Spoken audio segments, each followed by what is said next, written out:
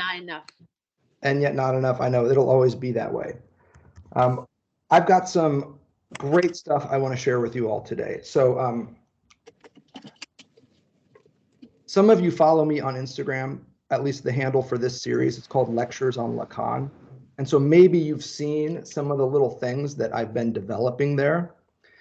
But what I've got for us tonight is what I think is the clearest formula for anxiety. It vamps on and, in my view, corrects the formulas that Lacan is developing on pages 24 to 25 of this seminar.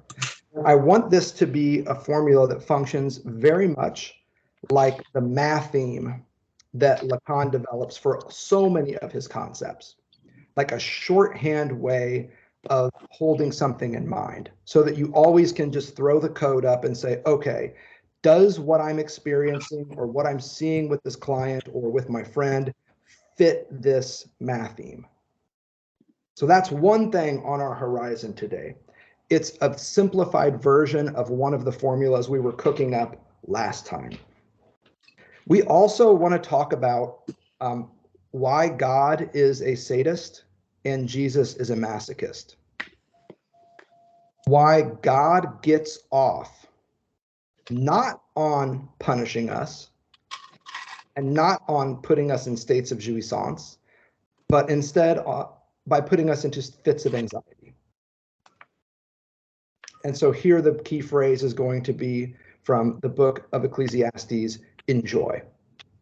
Enjoy your wife, it says, enjoy your food, enjoy your life, enjoy your work, and yet we just can't. This is one way to read the sadistic position. And by extension, we also want to talk about why Jesus is the paradigmatic masochist, who does not get off by bringing jouissance to God the Father, but instead, like every pervert, gets off on producing anxiety in the big other. Here, the classic big other, namely God. At the light, turn right onto Irvine Center Drive. Now you have to ask yourself at this point, is that the big other? Is that the real? Because you could have the real as like an encounter, as something that kind of bursts forth unexpectedly. But that was a very symbolic moment, right? It's actually giving. Stay in the left 2 lanes.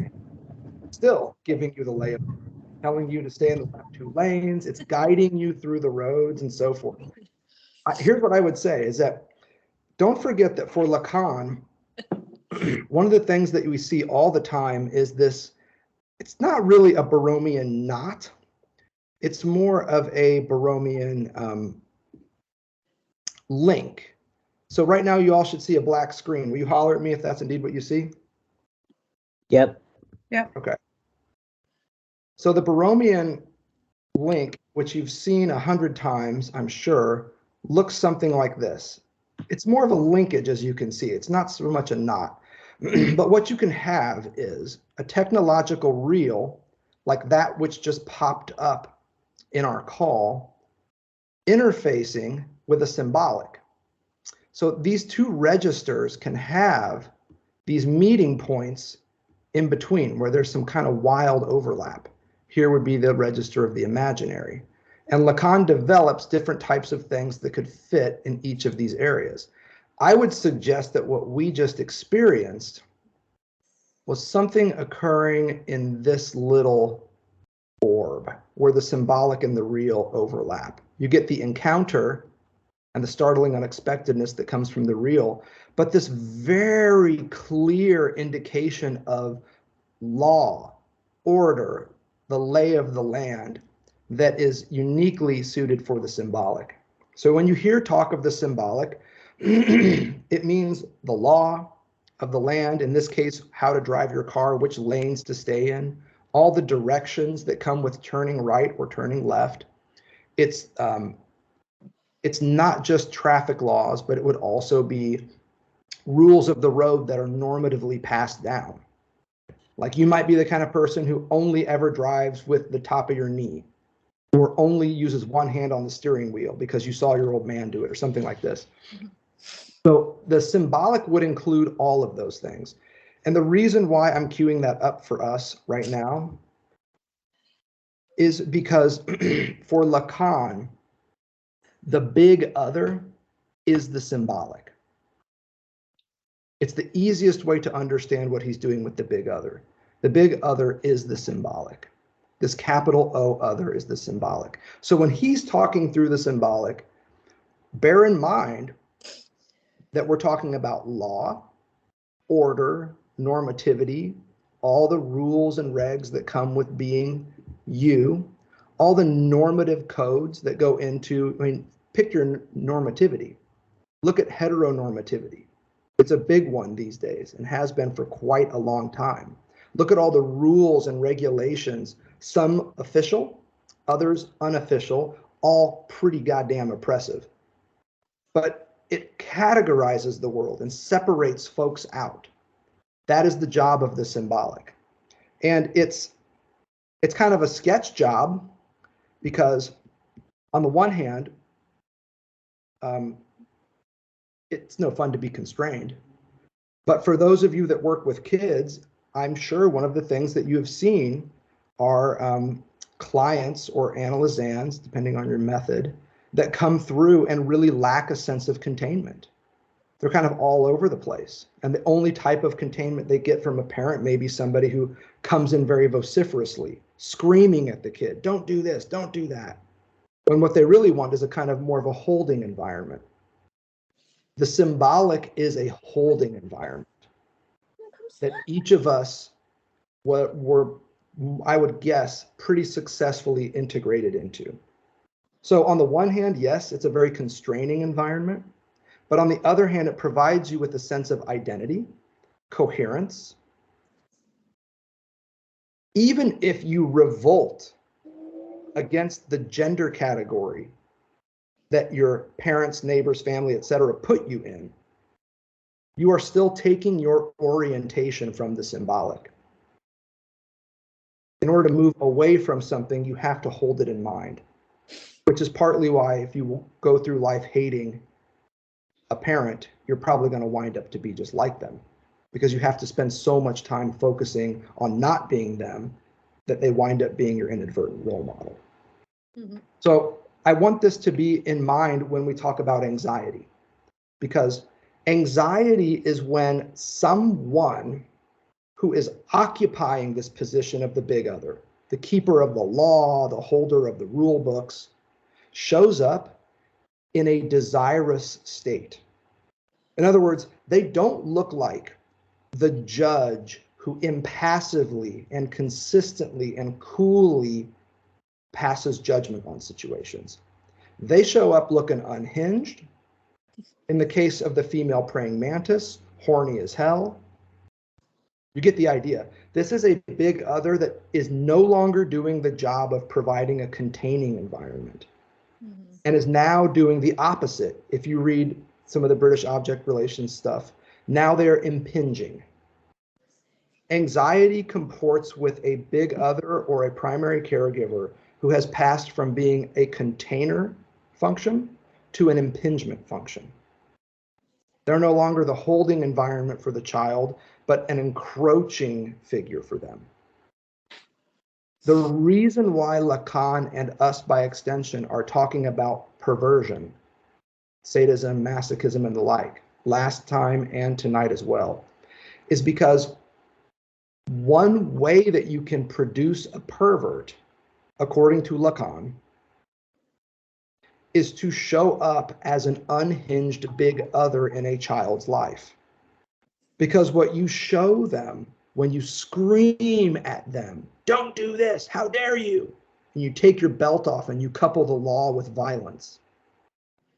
When you couple the law with violence, what you are implicitly doing, and pretty explicitly too, is you are saying that the status and the authority of the law is only held in place insofar as it's backed up by a monopolization on the use of force.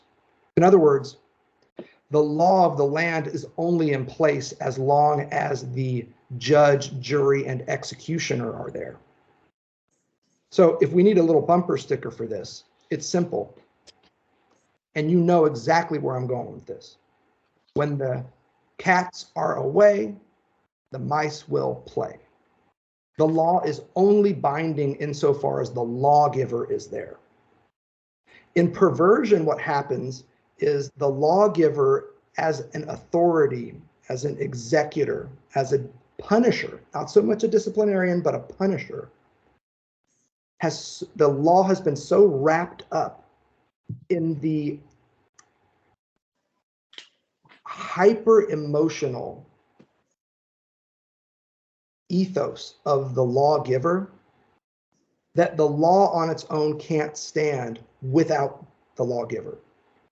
And I want to give you a good example of this so that we're just talking as clearly as possible. That's the goal with these lectures, is to take a really complex thinker and boil it down to some really clear instances.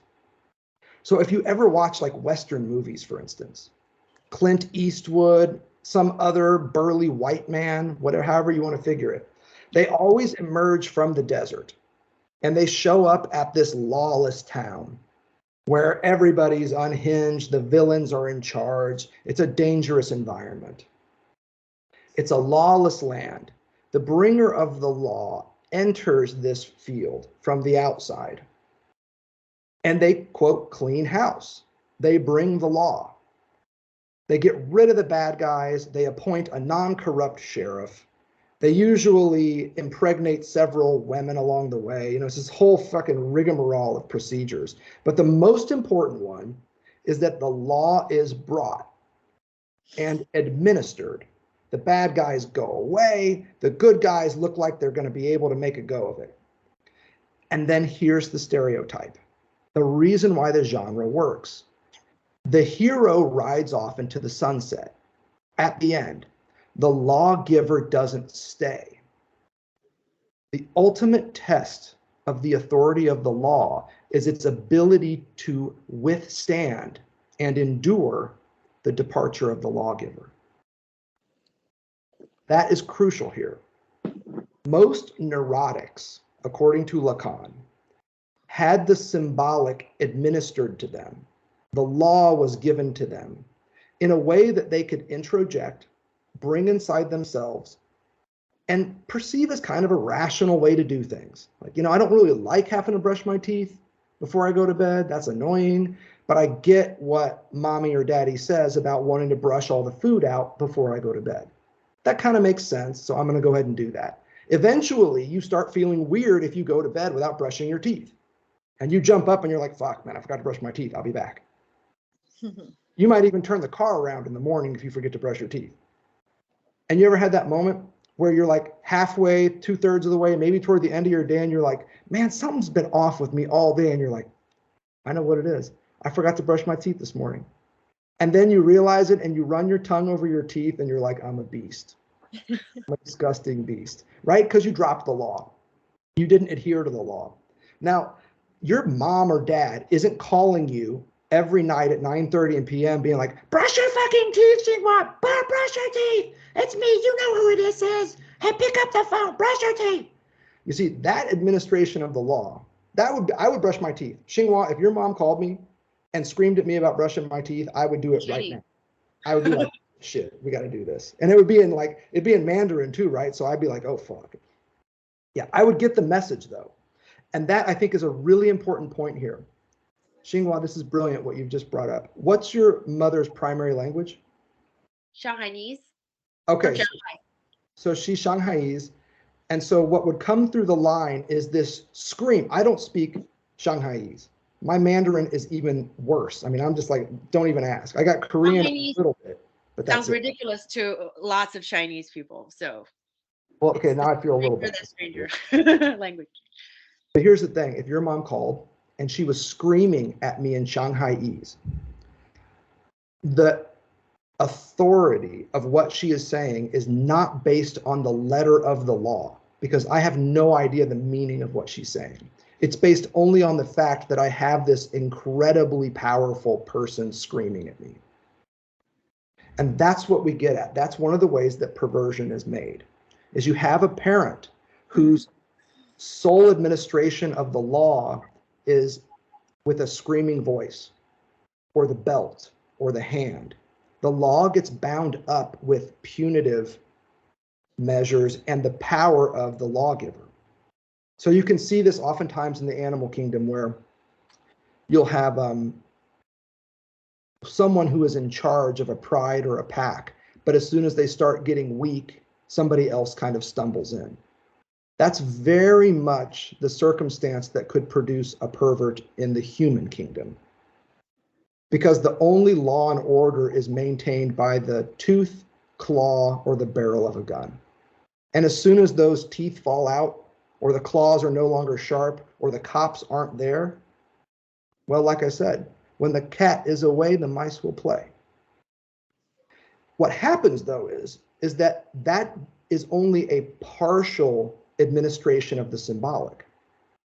And so a person goes through their life when the parent is gone, and they feel like they have an attenuated or a weak relationship to the law. And so they feel like they need to, in order to receive the containing function of the symbolic, they need to prop up their relationship to law, language, legislation, normativity, and the like. Enter the sadist and the masochist. The sadist, as a pervert, they do not get off on administering pain. What they get off on is trotting out the law. It's not the whip being administered that gets them off. It's the presentation of the whip to somebody with a phrase like, "You've been a very bad boy." That is where the jouissance of the sadist is. It's not in the administration of pain, it's in the amplification of the law. You've been a bad boy, and you know it. You came here today and signed the consent forms. You also signed page 7, which includes a plastic bag over your head, and you know that's coming too. So I say this because not just to scandalize you, but to remind you that the BDSM community is oftentimes shored up with elaborate consent agreements. Pages and pages and pages of consent agreements. What's the magic word that's going to make the pain stop? What's the magic word that's going to make the pain go? Do you know what those consent agreements are? The symbolic. That is the backdoor approach to getting the law administered. Most people enter into sexual relationships and they may have a talk or two along the way, and they may have some conversations about what to expect and what they're into and what gets you off, and what gets you off, and you have these conversations. The closer you go to an elaborate consent agreement, the more amplified the role of the symbolic in your sexual relationship, to the extent that that exists, becomes. This is a telltale sign of perversion. The reason why it's propping up in this seminar on anxiety is because the sadist doesn't just get off on pronouncing the law to you. They like watching you squirm when they pronounce it. What they get off on is the production of anxiety in the subject.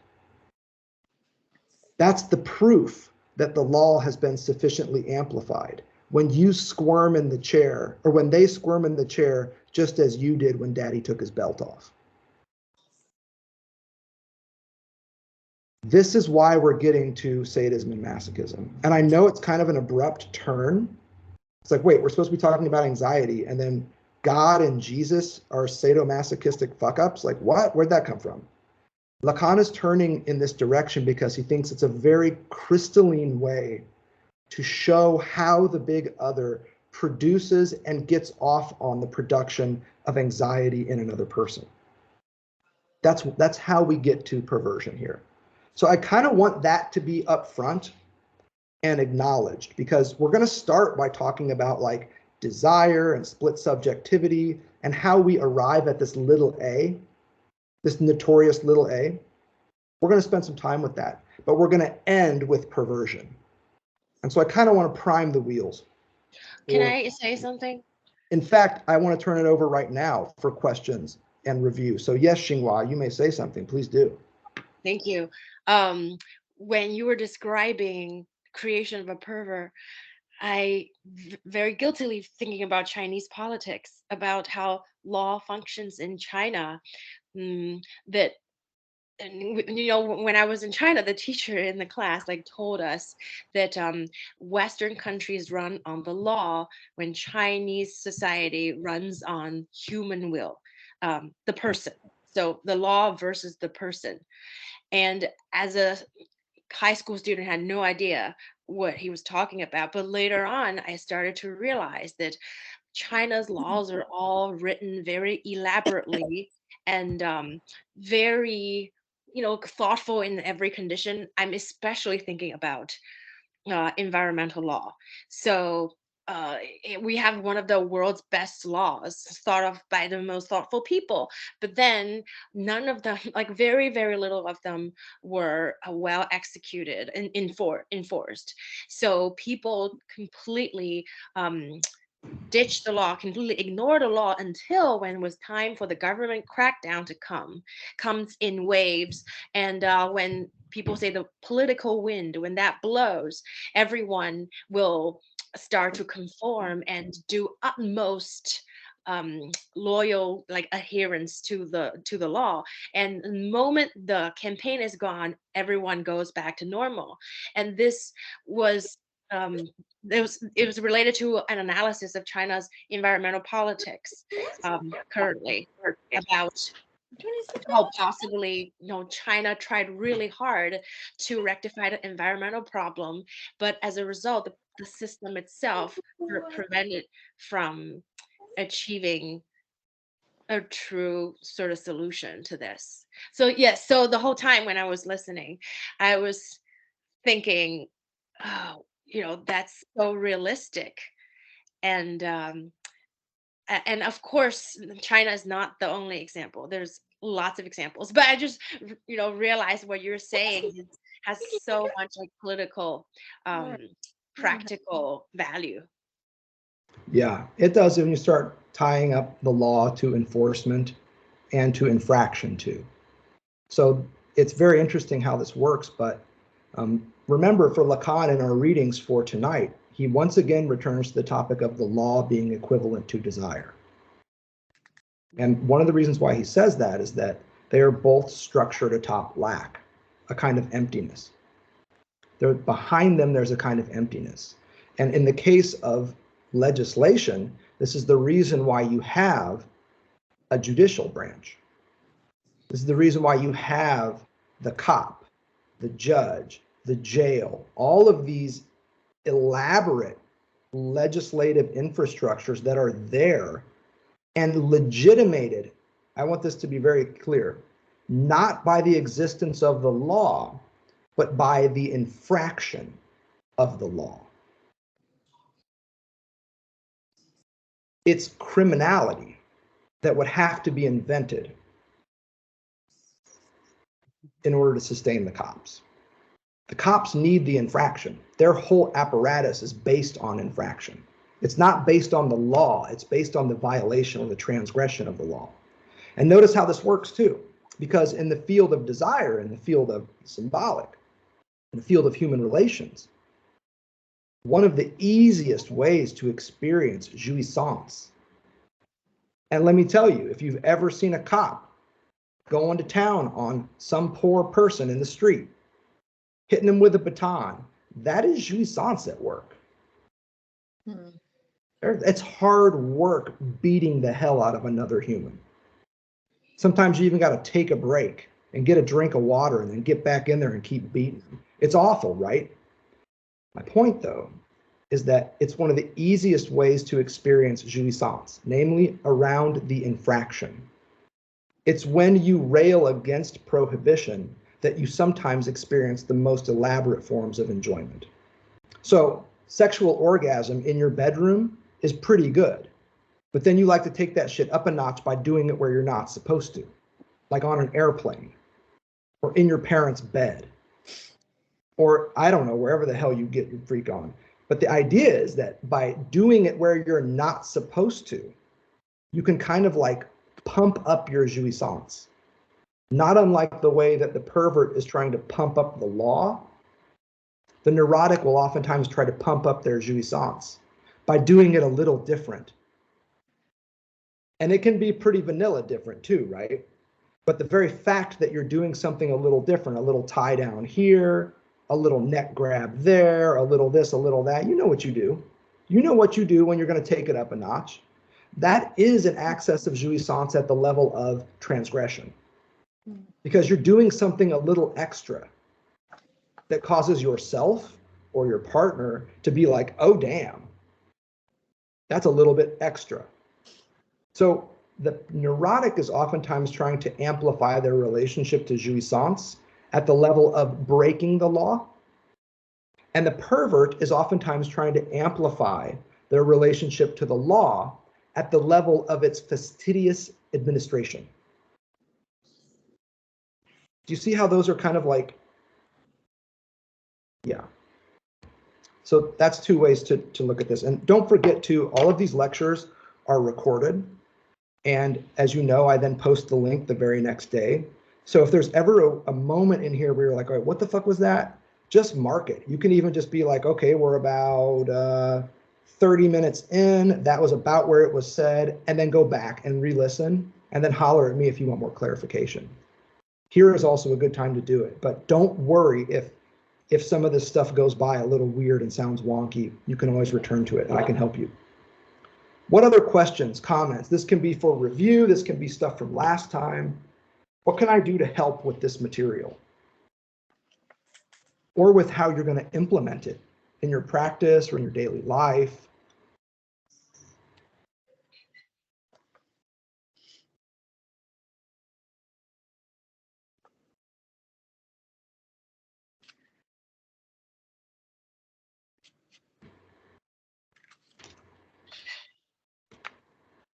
You can call out page numbers. We can rake through a passage or two if that concerns you. Or I'm happy to just blast forward. I really want this to be as much as possible like responsive to where y'all are at.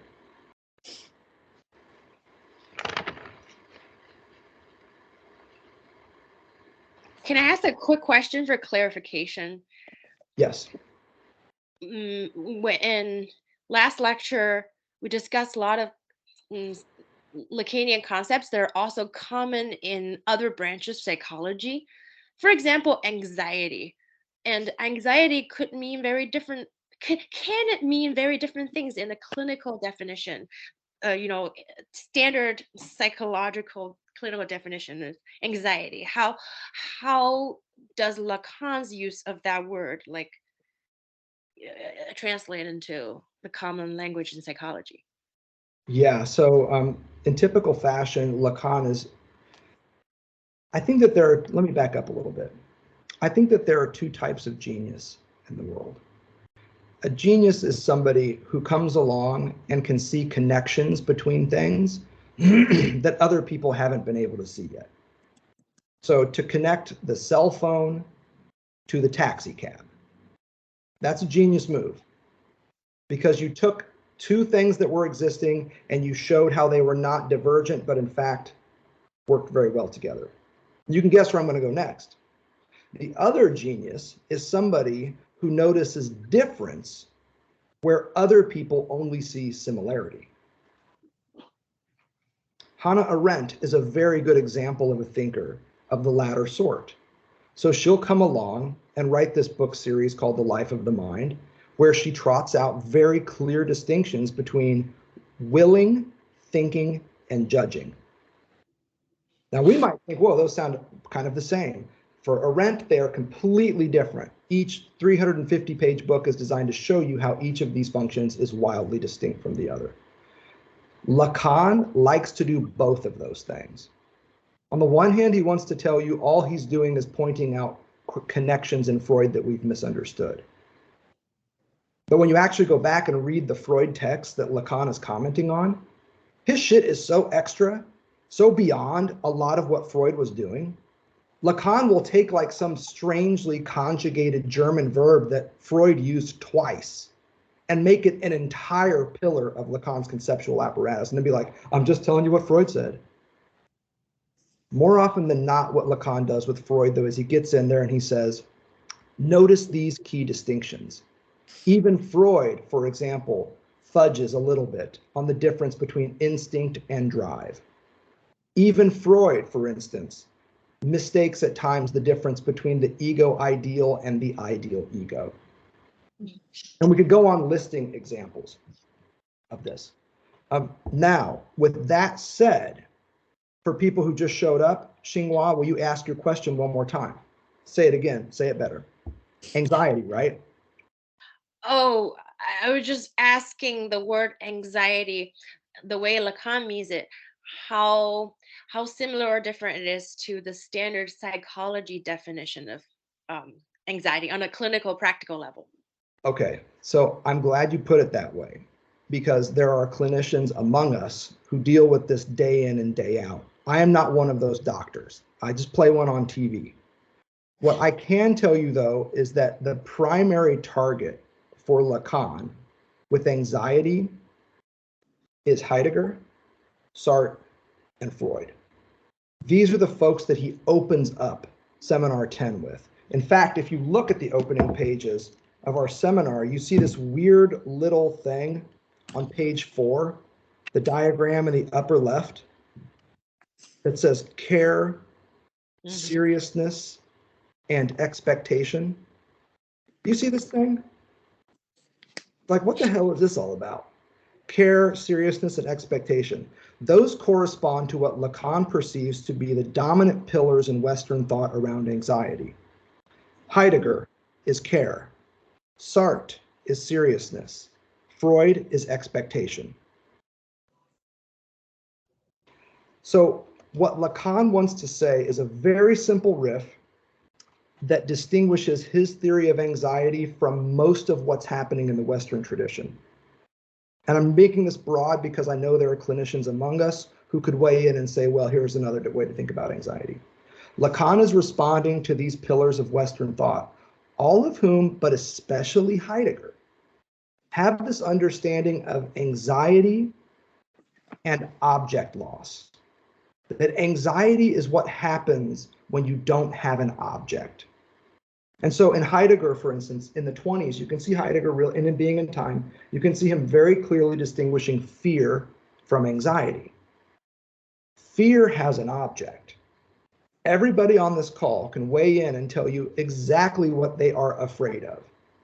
And if you are to encounter that entity in the world, if you're afraid of bears and you meet one in the world, you are going to turn around and move in the opposite direction. Lacan, deriving from Heidegger a little bit, is Heidegger's idea that fear has an object, and when you move away from it, you still remain linked to that object. Because in order to flee from something, you have to flee in the face of it. You have to always hold it in mind. Which of course hooks back in to the comment I made earlier about if you spend your whole life hating somebody, you're probably going to grow up to be just like them. Because you're taking your entire orientation, as Heidegger would put it, from a specific object in the world. And that's also why object relations is kind of a weird title for a school of post-Freudian thought. Objects for Freud could be people. A primary caregiver is an object in the life of a child, something thrown out, object carrying. Anxiety, though, doesn't have an object.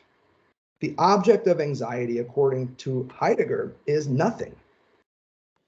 Which is why, according to Heidegger, if you read Being and Time, he'll have sections in there where he talks about, one in particular, about a really common alltägliche Rede, like everyday speech way of responding to anxiety. In a moment of anxiety, somebody turns to you and says, whoa, are you okay? And your response is, oh, no, for real, it's nothing. And Heidegger's point is, exactly. That is exactly what you just encountered. Nothing. The no thing, the non-object, object loss, is what is happening with anxiety. Lacan is turning that entire tradition on its head. He's saying that anxiety is not the removal or departure or loss of an object. It is, on the contrary, the inescapable, enveloping immanence of the object. Anxiety is not what happens when you lose somebody. It's when somebody won't leave you the fuck alone. Anxiety is when the desire of another is so encompassing and enveloping that you can't get away from it. And so Lacan's very careful about this. The big difference in his theory of anxiety from his predecessors, and here, remember, I'm just thinking in terms of intellectual history. There could be a lot of clinical predecessors that he's responding to as well, not just Freud. But the major predecessors on which he founds this seminar, particularly Heidegger,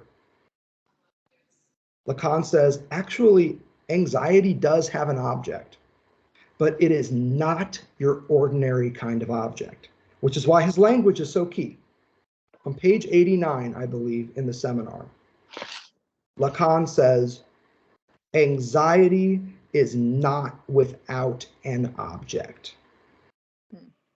Notice how he puts that. He doesn't say anxiety has an object. He says it is not without one. Now, this is one of those moments where you read Lacan and you're like, what a complete douche. Why is this guy saying it's not without an object? Why is he being so squirrely about the object relation in anxiety? Well, turn to page 89 and you'll see. At the top of page 89, you hear him working this out. Very top line. Anxiety is not without an object. The reason why he says it this way is because he wants to flag for you that the object of anxiety is a different kind of object.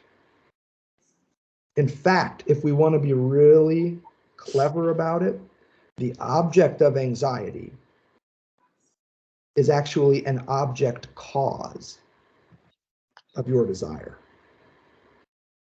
It is lack, which is why he defines anxiety as a lack of lack. It's when somebody comes in and takes yours, deprives you of it by making their desire so overwhelming, so enveloping, and so encompassing that you have no more room for your own.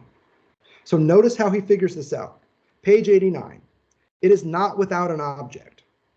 This is the exact formula in which anxiety's relation to an object must be suspended. This object is not, properly speaking, the object of anxiety. I've already made use of this not without in the formula I gave you concerning the subject's relation to the phallus. So Lacan's telling you, like, yo, I've done this, I've ran this argument with you before. He is not without having it. In the case of the phallus, it's a very brilliant way to configure it as well, because it's very true. The male subject doesn't exist unless they have the phallus. They quite literally are not, unless they have the phallus.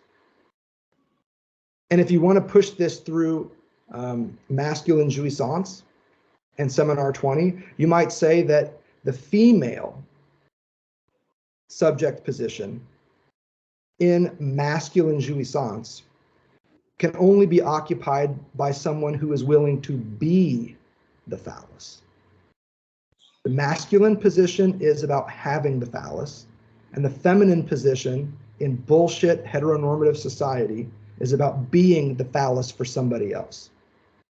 It's one way to run this, but he's just want to let you know, he's just letting you know that this is another line of thought, another weird Lacanian way of thinking that you've heard before. Now let's get to this object. This relation of being not without having, man, that hurts my brain. This relation of being not without having doesn't mean that one knows which object is involved. This is the deal with anxiety. The reason why its object is a little weird is because you don't ever really know what it is.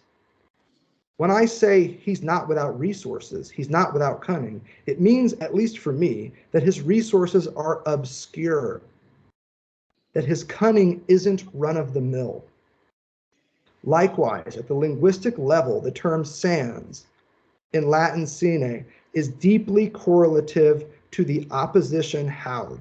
When one says non haud sine, non passans, it's a certain type of conditional liaison, which links being to having in a kind of alternation. Now that's wonky. Ever with Lacan, you get a wonky sentence, read a couple more. and then go back and read it again. There, he is not without having it, but elsewhere, right where he is, it's not to be seen. This is the first introduction that Lacan gives us to the object relation of anxiety in his theory. So previous traditions, anxiety is when you encounter an experience without an object. So some people are afraid of swimming in the ocean, for instance. And if you ask them why, one of the answers is because when I look down, I can't see the bottom. There's nothing underneath me. And that's why it produces a feeling of anxiety.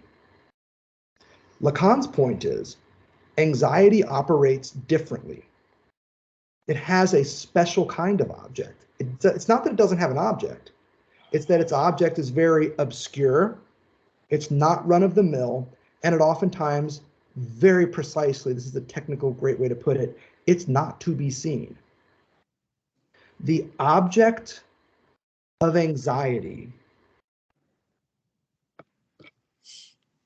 is the cause of your desire. And this is going to be part of the formula that we work out tonight.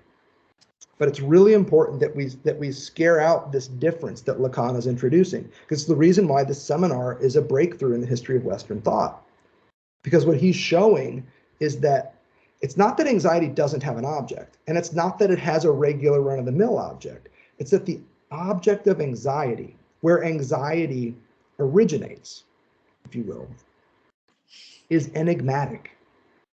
It's obscure. It's not run-of-the-mill, which is why he has to use a not run-of-the-mill expression to capture this. It is not without an object. This is the exact formula in which anxiety's relation to an object must be suspended. Top of page 89. Now this object, this is important. In order for anxiety to exist, it has to have an object.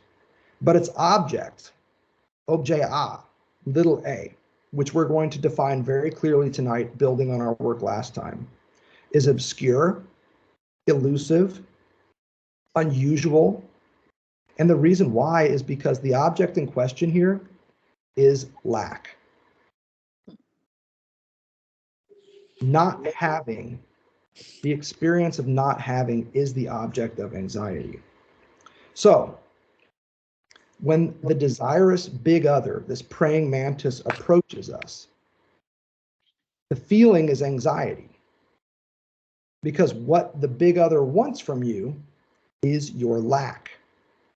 They want the cause of your desire, which is why Lacan says again and again, in mid-40s up through 53, that the big other is always demanding that you show your castration.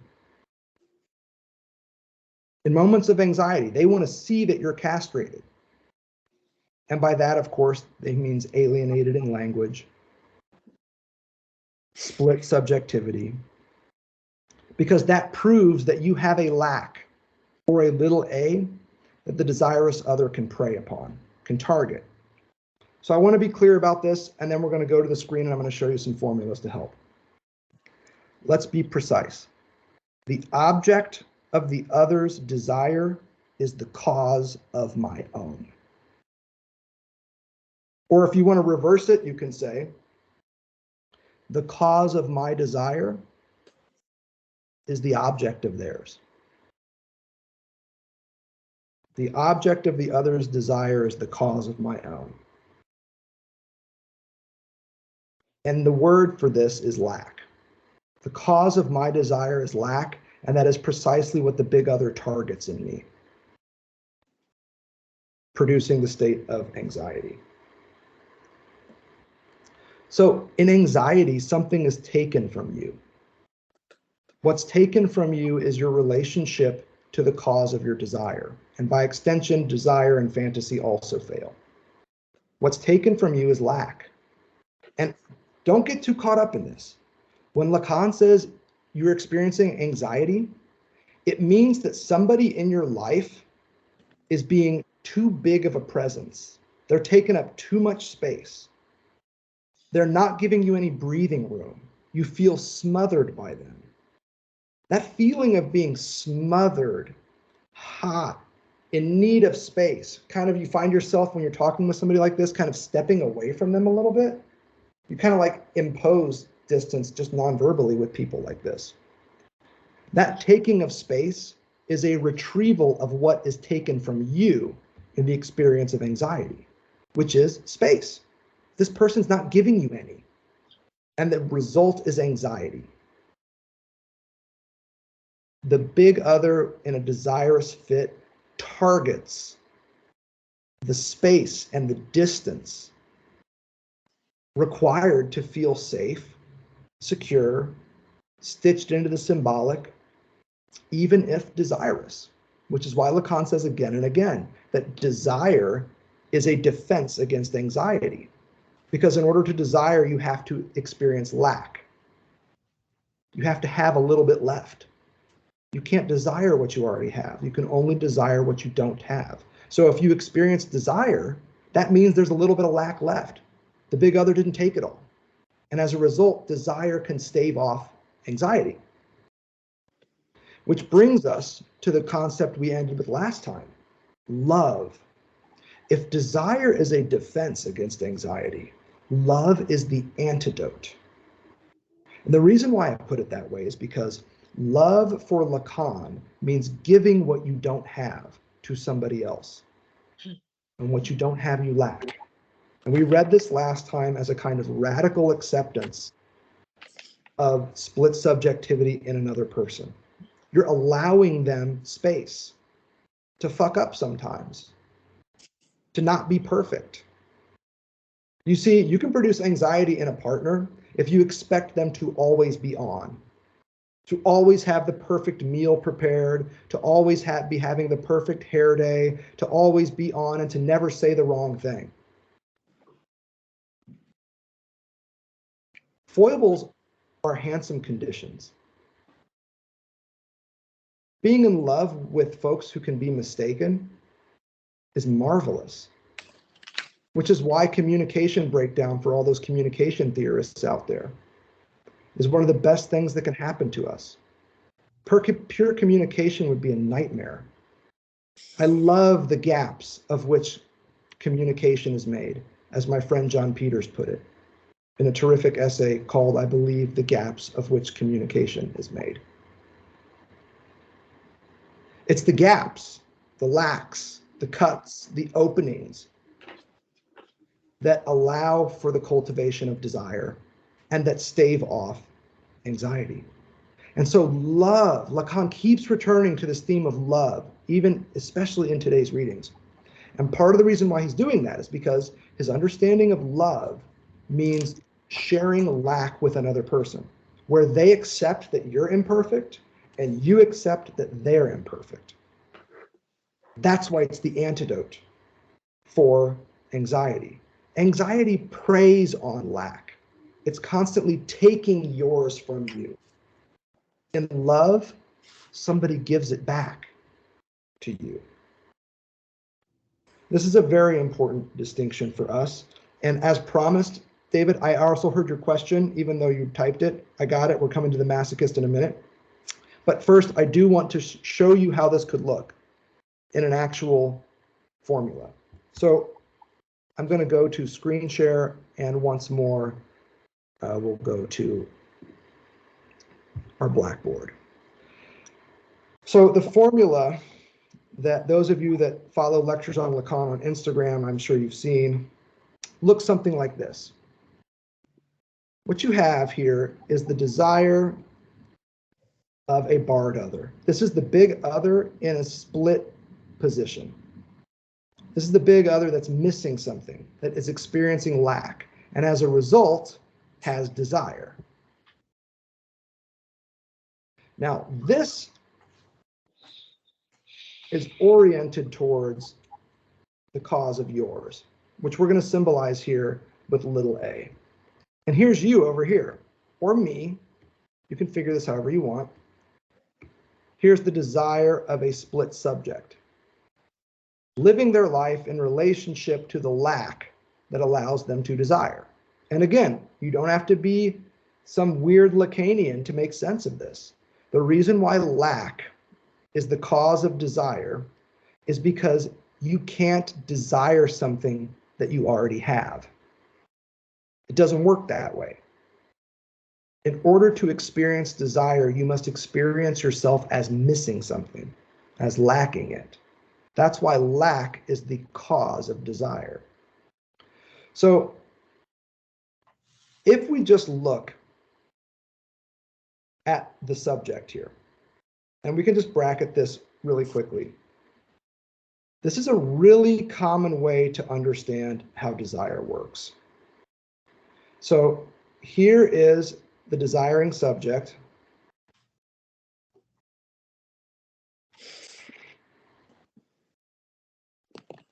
Here is what they want. I say X because it can really be anything. And what we know about desire is that the object of desire is constantly shifting. So once you get something, you don't want it anymore. In fact, again, technically speaking, you can't because you already have it now. I've used this example before, but I wanted to call it to your mind again. You can ask my brother what he wants for his birthday, and he has a list in his wallet. And he gets out his list, and he looks down the list and then assesses your buying potential. I'm exaggerating a little bit. My brother's a very sweet guy and doesn't do this part. But you can imagine somebody who can run down the list and tell you all the stuff they want. These are all the things I want. Why do I want them? Basically, because I don't yet have them. So here, in the case of this desiring subject, this is the cause of their desire. And it's always the same for each of us. Lack. This is what we lack. Now, let's talk about what happens when a desirous big other shows up. And I'll change the color so we can see this as clearly as possible. Here is their formula. And in fact, I'm almost inclined to extend our second bracket out to here.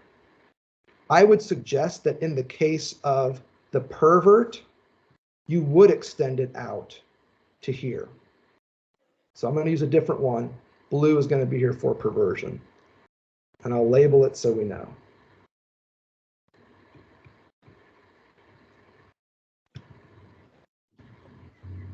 Could you remind me, what does the more or less than sign mean? Here, I'm just messing with those. This is not Lacan. This is me. So I can't vouch for any of this in Lacan. Mm-hmm. But in Lacanian algebra, you see this diamond or this lozenge right down here in perversion. This is the math theme, by the way, for perversion. You'll see that it's a complete reversal of fantasy. And you can see that operating here, which is why I want to put this up as blue brackets as perversion. Here's the pervert operating on a fantasy structure that looks something like this. Little a, split subject, split subject. This is some nosebleed stuff, and I don't think we need to get into it, but I want to flag it for you because it is coming up in today's readings. Briefly, though, that lozenge can mean all kinds of things. It can mean everything that is meant by these four symbols. So here's less than, greater than, up, down. It's supposed to have all four of them combined. I find that the easiest way to understand this diamond is with the phrase in relation to. It marks a kind of relationship. And the nature of that relationship can be very particular. The reason why I've only used these greater than signs is because what we're working on is not exactly perversion here, but anxiety.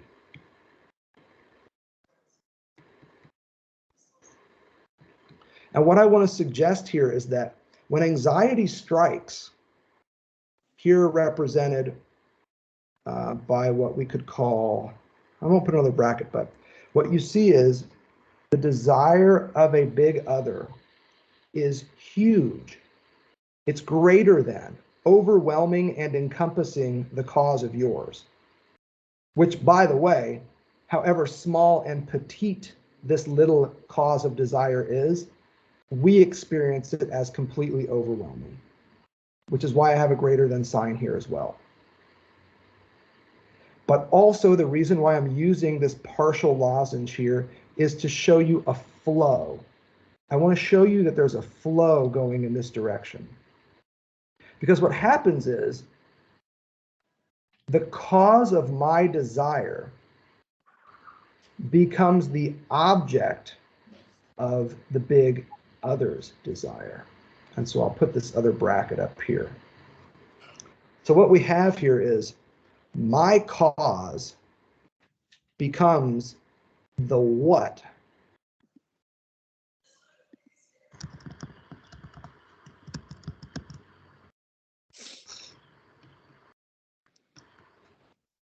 in answer to the question of what the desire of the barred other is aiming at.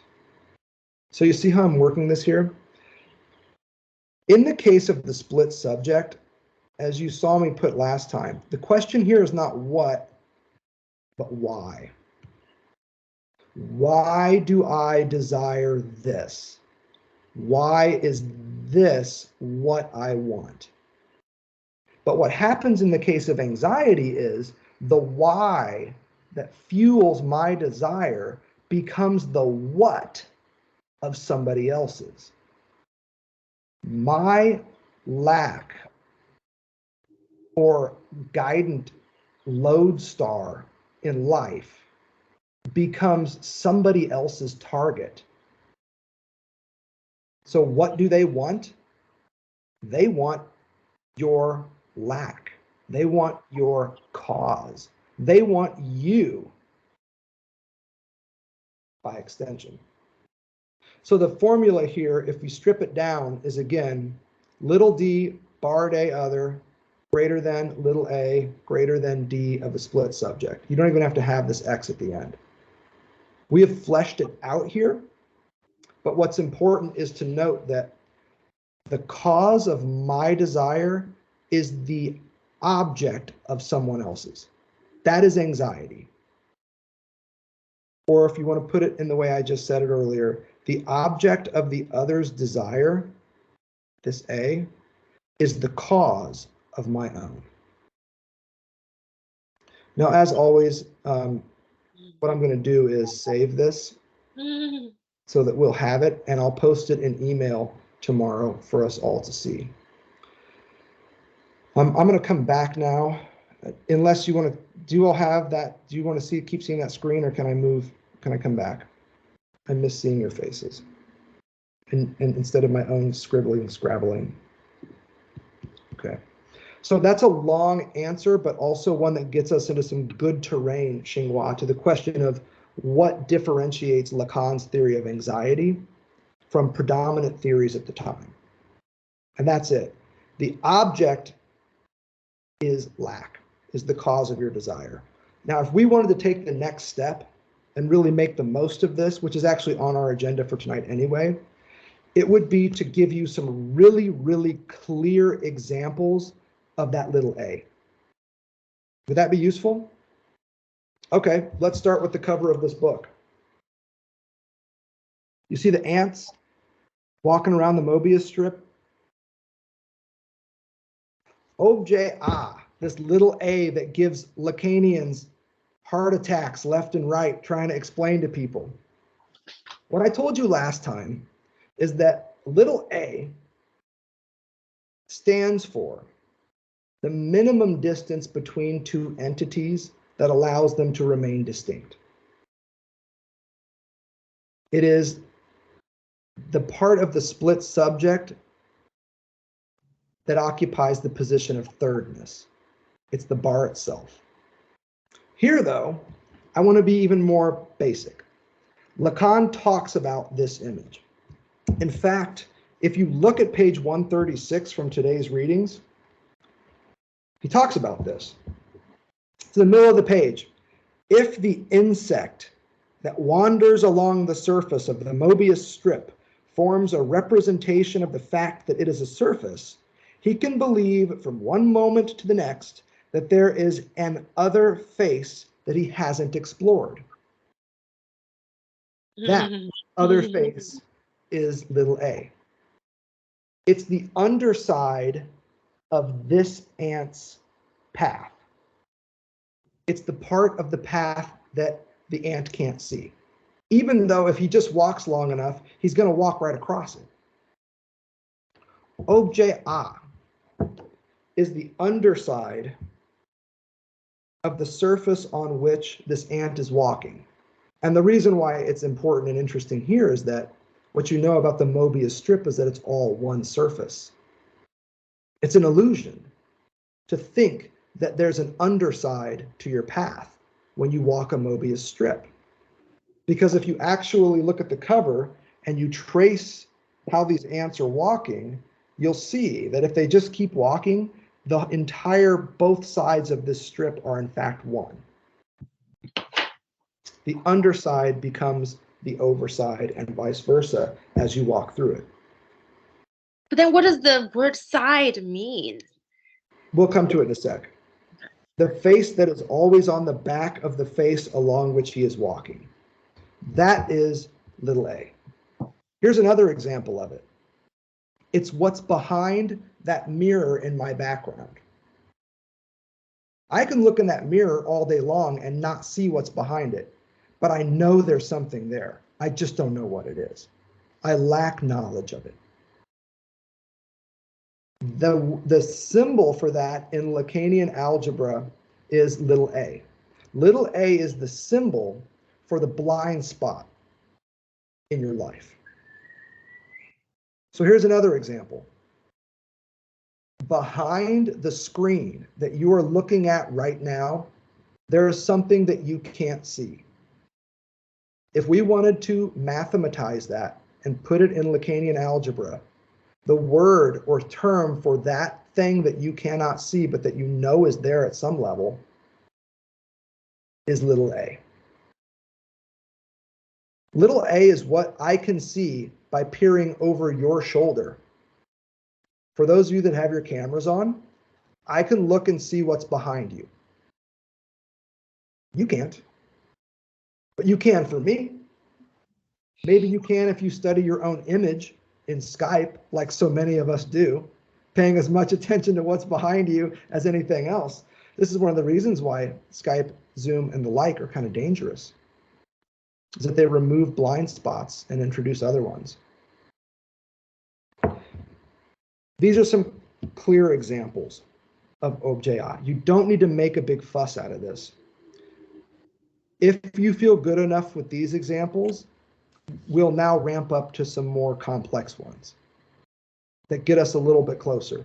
Remember, what's at stake here is the strange, enigmatic object of anxiety, namely lack. When anxiety happens, lack has been taken from you. The experience of anxiety is the experience of a lack of lack, as Lacan puts it. He's not being clever. He's being very particular about this. Now, let's go to some questions, Ira, because I know that David has been waiting to hear about the masochist, to get this kind of balanced perspective. I talked about the sadist, I didn't give you the masochist. Don't worry, David, thank you for your patience. I know your audio isn't working. I promise we'll get there, because I want to end again by telling us why Lacan sees God as a sadist and Jesus as a masochist. But Ira, go ahead, because I assume you're asking a question in relation to this material. Yes, in terms of your ocean example and the ocean causing anxiety or not being able to see the bottom, which would be objet A? I guess it would be the point at which your vision dissolves beneath your feet. So like if you peer underwater, you might see some particles or things floating around, but you know this aspect when you're swimming in the ocean and you're in deep water, you can just tell where your vision can go no further. Like things just get darker and darker and darker. I would say this objet A would be this nebulous the point at which you can't see further. That's what I'm trying to get at with the mirror example, with the screen example, and with the example that's on the cover of this book. It's the underside of things. Yeah, so that's what I would say to that one. And just remember, and this is a great example too, Ira, because I'm glad you're returning us to this, because there's really nothing there that you are seeing. But it's not the same as saying that there's nothing there. There is something there. And you're doing work around, you're having an emotional response to that kind of object cause. What's there is lack. What's there is a breakdown of vision. And Lacan wants to be very careful and say that is not object loss. That's not object loss.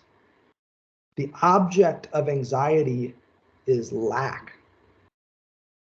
And it somehow starts to disappear from you. And you suddenly feel, this is why the ocean's also a great example, completely immersed in this thing.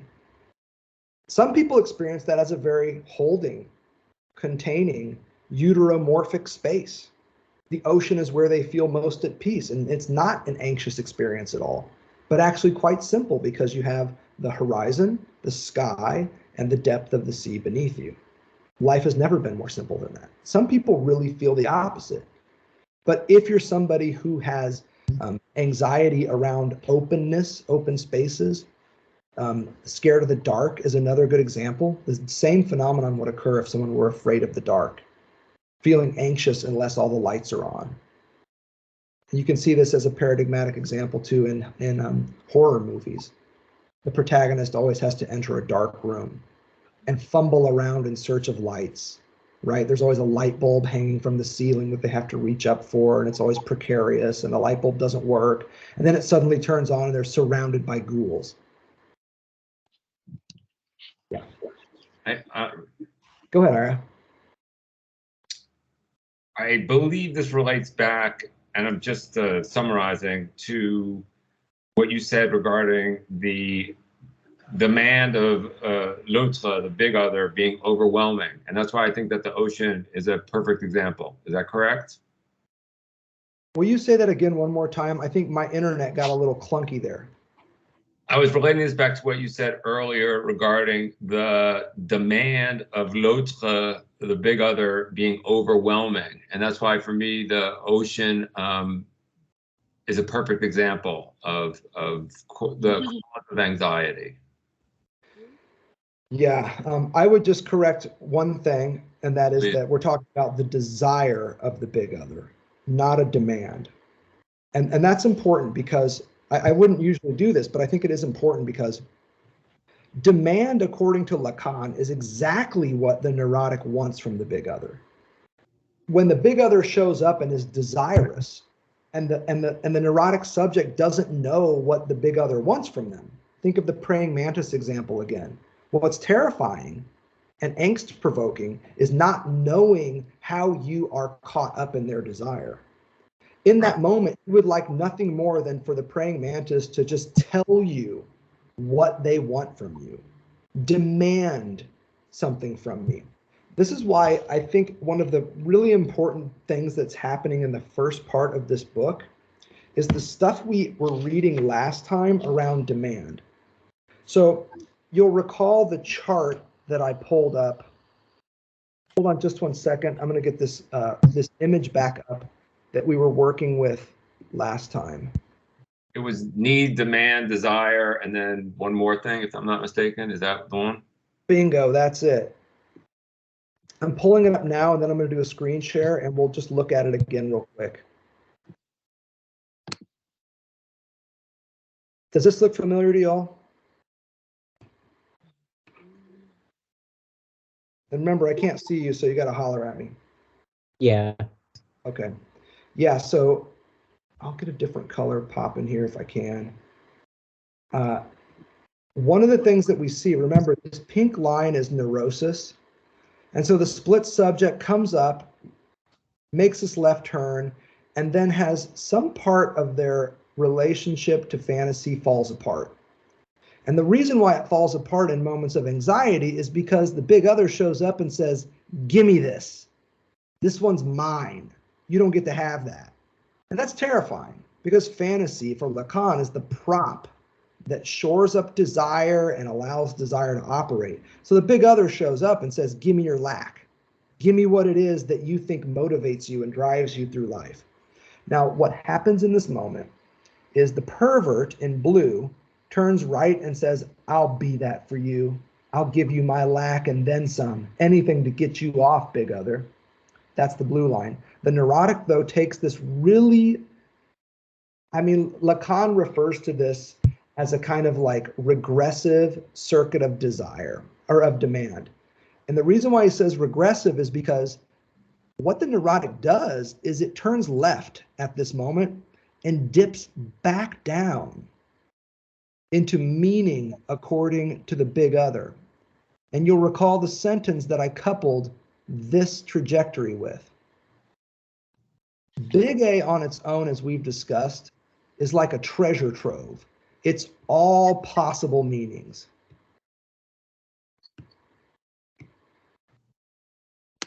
In this case, meanings of the big other's desire. What do you want? These are all the possibilities. Here, this little s signifies that one of those meanings has been chosen. So this is a specific meaning. And this regressive cycle of demand, big D up here, is the demand of the big other. This is the reason why I draw this like this. It sounds like this if we put it in a sentence. Listen, big other, you're freaking me out right now. You seem kind of horny, but also kind of angry, maybe a little hangry. I'm not sure what's going on, Mama Mantis. I don't know all the things that you could be into, but you know what? I bet you do. So how about it, big other? Why don't you just pick a specific thing that you want from me and just tell me? Tell me what you want. What that does in that moment is it asks the big other to forfeit their desire and replace it with a demand. Tell me something specific that you want. And what we saw Lacan doing in these early pages where he's working out this demand stuff, if you look at page 53 again,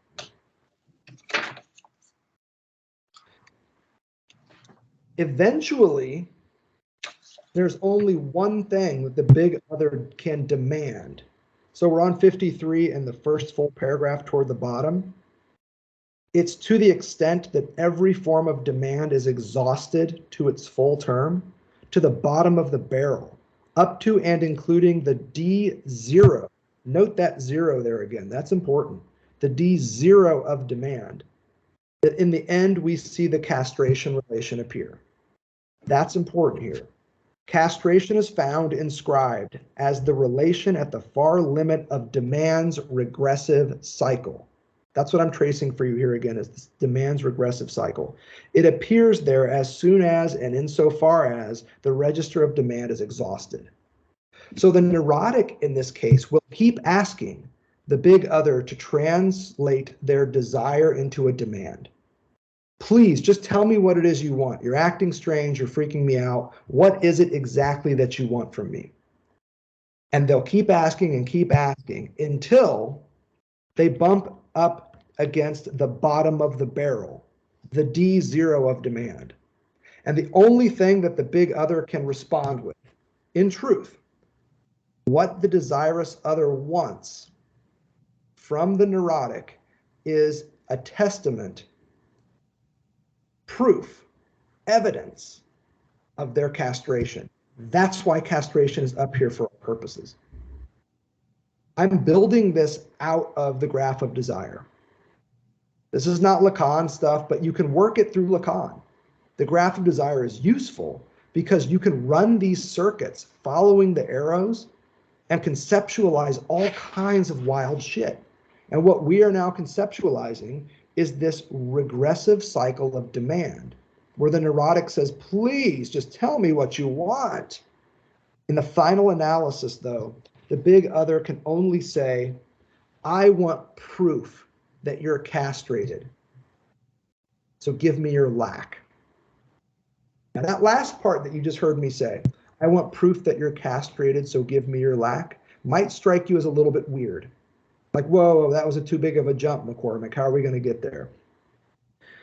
I'm vamping on pages 46 to 47 that we've already read, where it talks about the big other asking for a signifier and the subject being summoned to some missing place to tender the exact change in the shape of a sign of his own castration. The object of the big other's desire that provokes anxiety in us is the sign that we have been castrated. A castrated subject in Lacanian algebra looks like this. It's this split subject down here. And what we know about this split subject is that it has two fundamental elements. Here's the sociolinguistic. We've already been over all this, so I'm not going to belabor it. Component. This is what Lacan would call the grammatical subject. But we are also comprised of these biomaterialistic. I don't mean materialistic as in I shop at the mall. I mean in terms of matter, in terms of animality. Now, it's tempting to say you have two sides of the subject here. One that is ensconced in the symbolic, and another that is steeped in the real. There is a third element here, which I highlighted last time and will do so again now, and it's this.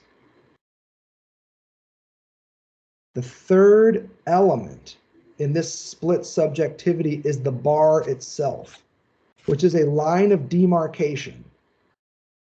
We can make this as narrow as we want, but that has to be there. This is an irreducible line, gap, or cut. It's the irreducible distance between these two entities that allows them to remain distinct. And the symbol for this in Lacanian algebra is little a. That's why you hear me saying it's the minimum distance between two entities that allows them to remain distinct. And it's irreducible. That's what I mean by minimum. It can't go any further. Now, lest you think that this is just me popping off again, I can tell you that on page 161 of today's readings, this is exactly what Lacan uses to define little a. It is an irreducible distance or difference between two entities. We'll come to that in a little while, but that is a way of building on Ira's really brilliant comment about the ocean. Very good for all of us to keep that in mind. And I would just add this clarification, which I know I belabored it, and I'm happy that I did, because this distinction between demand and desire is a really fundamental one for Lacan. And Ira, you're right. What we have is this scaled up from need to demand to desire. And then ultimately, if you all keep at this, we get to the drive. And in fact, if I have my druthers, we're going to talk about this later, but if I have my druthers, the next lecture series that I want to do is on seminar 11, the one that comes just after this one, where the topic is not need, demand, and desire, but desire and fundamentally the drive. So seminar 11 is the big one, I think, for Lacan. It's called The Four Fundamental Concepts of Psychoanalysis. This is when he sat down and was like, okay, if I'm really going to introduce people, clinicians in particular, to what it is to be a Lacanian and how to do this work, Lacan sits down in seminar 11, the one right after this, and walks us through it. And one of the four fundamental concepts there is drive. So right now we've been talking about need, demand, and desire, but bear in mind that if you give me a chance at this, I'm going to push the drive button next time around. And so at that level, we would get the full range of the graph of desire. It's worth noting, worth flagging this for you. On page 4 of this seminar, you can see the graph of desire. The bottom portion is need. The portion just above that, with big A in a circle, is demand. Around in there is demand. The little d register, that lateral line, that represents desire. And then the math theme in the upper right-hand circle, split subject, lozenge, big D, that is the math theme for drive. And that's where we would go next, because we would actually talk about what it means to live a vibrant, meaningful life in the Lacanian term. And it's a life in which you know how to keep the drive alive. It is what Bruce Fink refers to as a traversing of one's fundamental fantasy, a getting beyond of desire, where you're able to actually experience the drive. And with it, jouissance, a little bit of satisfaction of desire, if you will. But that's something else. That's coming up. So I'm glad to harp on demand and desire again, because it allows us to get to that triple D, which is the third element, the drive. Can I ask one more question? All right, Ira, you get one more, my man. You get one more for this round. You're killing it. This is great. Thank you. Go for it. Between the last two things you said, desire and drive, I read a commentary today that this lecture is heavily influenced by Phenomenology of Spirit by Hegel. And the commentator was saying that the main purpose of that text was for Hegel to I want to call it awareness of awareness in some capacity, or being conscious of your own consciousness. And I just wanted to make a distinction, or ask if there's or for you to make a distinction, please, between desire and drive, because for some reason, when you have a desire, you're conscious of it. But for the distinction for me would be a drive, you're just doing it. Is that remotely accurate? Well, there's a lot there in what you just said. Let's move backwards through it. So something to know about this graph of desire that I think is really useful for working through Lacan stuff is that the top half of it is unconscious and the bottom half is conscious. So that's how Lacan works this thing. If you look at the graph of desire, you can basically cut that thing in half, and the top portion has the exact same structure and outline as the lower portion. Different elements, but it's the same structure. So in other words, what I'm trying to get at here is desire is fundamentally going to be unconscious. That's the reason, one of the reasons why it appears in the unconscious section, and drive would be as well, according to Lacan. Doesn't mean you can't get more or less enlightened and cognizant of these things to start working this toward the Hegelian point about self-consciousness. So then how do you distinguish between desire and drive if they're both unconscious? Well, conceptually, we can distinguish between them. Desire is, let me say this, drive is a partial instantiation of desire. It allows you to access in doses, or you might even say moments, or better even still, events. It allows you to access what desire never grants you, which is satisfaction. You can have drive satisfaction. Okay. Now, all drives, Lacan says, are death drives, which means a lot.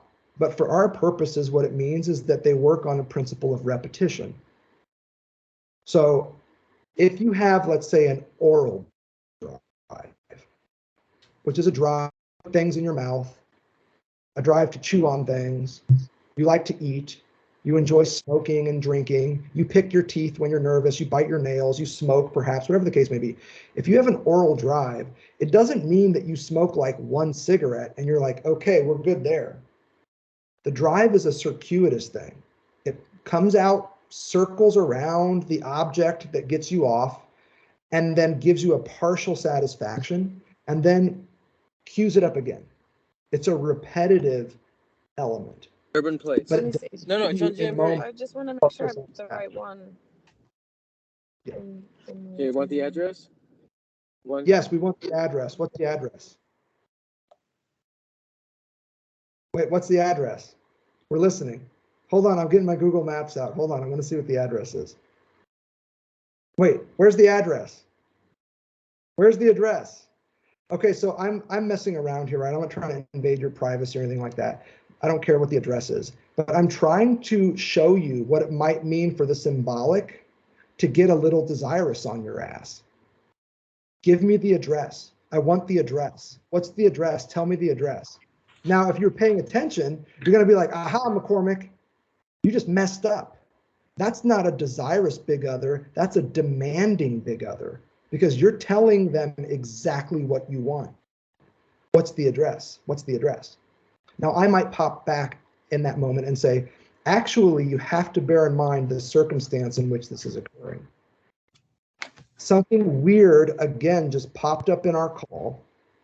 I seized on it, and I'm now acting a little strange, making the most of it, which is why some of you were smiling and kind of chuckling a little bit around this stuff, because it's awkward.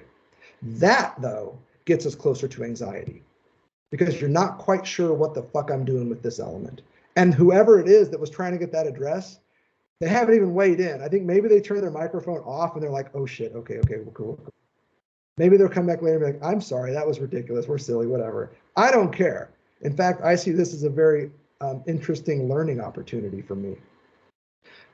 Yes, I'm issuing a demand, but I'm doing so in a very squirrely, desirous fashion, which can provoke a little bit of anxiety, even though what I'm asking for is something very precise. What's the address? Tell me the address. It's almost creepy, right? The creepy part of this is the angsty part of this. So even if somebody is issuing you a demand, the feeling, because it's in this case a repetitive demand, tell me the address, tell me the address, what's the address? It can provoke anxiety. So I like this about Lacanian terms, where you can see some fuzzy ground between demand and desire here. Even if I'm issuing a demand, I'm doing so in a desirous way. So that makes this a very organic, clinical method for Lacan. And you have to remember, all of this stuff, if you asked him where he learned all this, he's not going to say Hegel. Right. He's going to say, I learned all this from my analysans. They're the ones that taught me all this stuff. And half of them are crazy. So it's going to sound a little crazy sometimes. No, that's just an exaggeration. But Ira, you did ask about the Hegel thing. No, thank you. Okay, all right. I do think it's important to just remember that Hegel, I don't want to downplay it, Hegel is a great influence on Lacan. Early in his career in the 30s, Lacan is studying Hegel, particularly this book that your commentator mentioned, The Phenomenology of Spirit. I bring this up, though, just to remind you that in the class that Lacan was taking on Hegel, he received a very specific and unique reading of The Phenomenology of Spirit. And it is not the only way to read that book. It is a method of reading that book that privileges, you won't be surprised to hear this, desire. It was from a Russian scholar, Alexander Kojev, who in the 30s is educating all these French folks on Hegel. And he's given them Kojev's reading of Hegel, which is kind of great because it allows us to remind ourselves that what you're getting right now is Lacan's reading of Freud. There are people who I know who are Freudians, and I tell them that I read Lacan, and they're like, oh my God, why would you dare do that? He doesn't understand anything about Freud. You know, and similarly, you might meet other Lacanians out there and say, yeah, I've been attending this series with this guy, Professor McCormick. It's kind of interesting, kind of what, kind of this, kind of woo-woo. And they'll be like, what? How dare you? Professor McCormick, he makes everything about the no. Isn't he the one that emphasizes that the name of the Father is always the no of the Father? That's definitely not the way to read Lacan. Now, they are incorrect, and that's okay. because everybody's allowed to have opinions, even wrong ones. I'm joking, of course. But just remember that just because Lacan says I'm influenced by Hegel doesn't mean that when you go back to Hegel, you're going to see a bunch of Lacan. There will be elements that track. And that's part and parcel of intellectual historical work, is when you dig in and start figuring out, how did Lacan learn Hegel? Or in the case, for those of you that have seen my second book, The Chattering Mind, you see a lot of work in there trying to understand the relationship between Heidegger and Lacan. They were friends. Lacan is translating Heidegger in the 50s and going out to visit Heidegger. In fact, Lacan had a German analysand, a German-speaking analysand, a patient. Now imagine this, clinicians. Lacan would take his patient and say, why don't you come away with me for the weekend?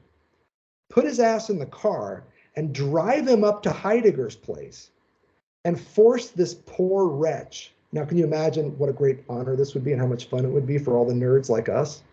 But force this poor wretch who thinks he's getting therapy from the great Jacques Lacan to basically translate nosebleed conversations between the non-French speaking Heidegger and the poorly German speaking Lacan. I demand to know what those conversations were about. I can only tell you, though, that later on in life, Heidegger really regretted the relationship. And in fact, he ends his thinking on Lacan by saying, I think our dear psychoanalyst needs a psychoanalyst of his own. So it didn't end well, but for a little while it was pretty fun. The wives would hang out. Heidegger apparently was very nervous by how fast Lacan drove.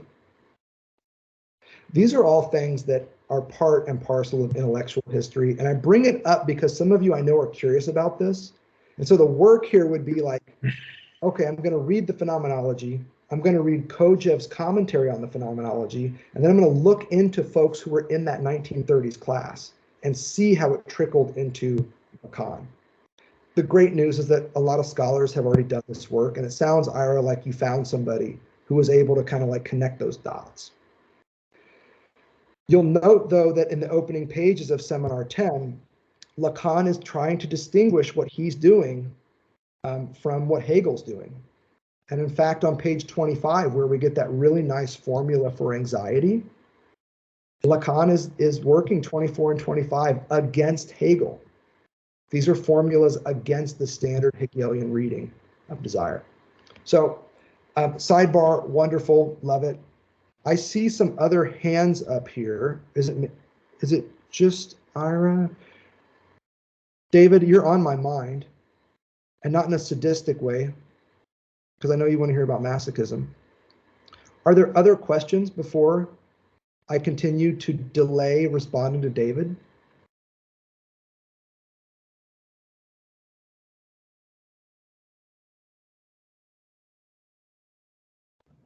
Sam, I have a quick question. Lacan, most of his studies were on psychosis, right? Like most of his patients, that's where he gathered most of his work. Yeah, I mean, he likes to pit himself against Freud in this way, to say that Freud dealt predominantly with neurotic patients, but Lacan's great interest was in the psychoses. I think in reading Lacan's work, I would say that most of what he learned from his clientele, I think his work with psychotics was the most influential on his work. And in fact, I know some of you are out there struggling to read Seminar 3, and I have a series of lectures already recorded that I'd be happy to share to kind of help you through that stuff.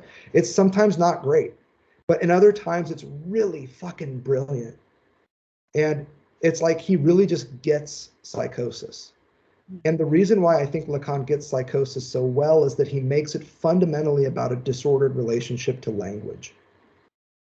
It's a problem relative to the symbolic that produces psychosis as a clinical structure for Lacan. I'm sorry, Sam. Yeah, go ahead. So for Lacan, object R is in the real? Is it because That, it's unconscious? yeah. Or- Mhm. Okay.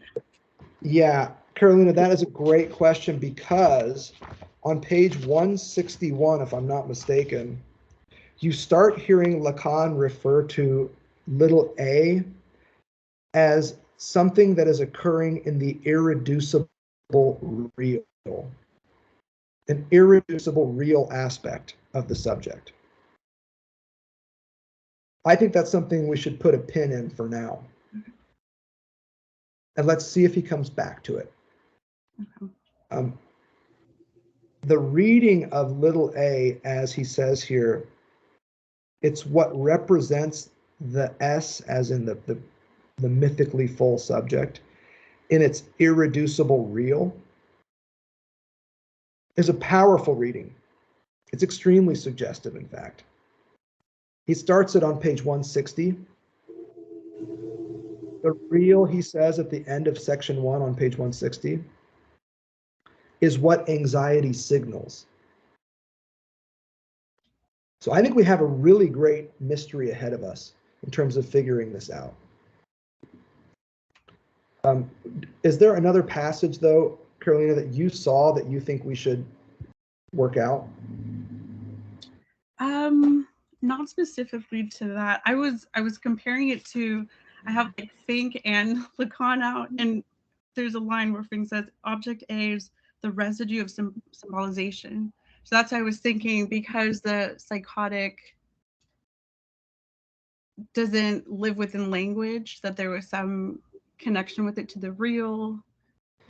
I was trying to understand that part of where object A goes.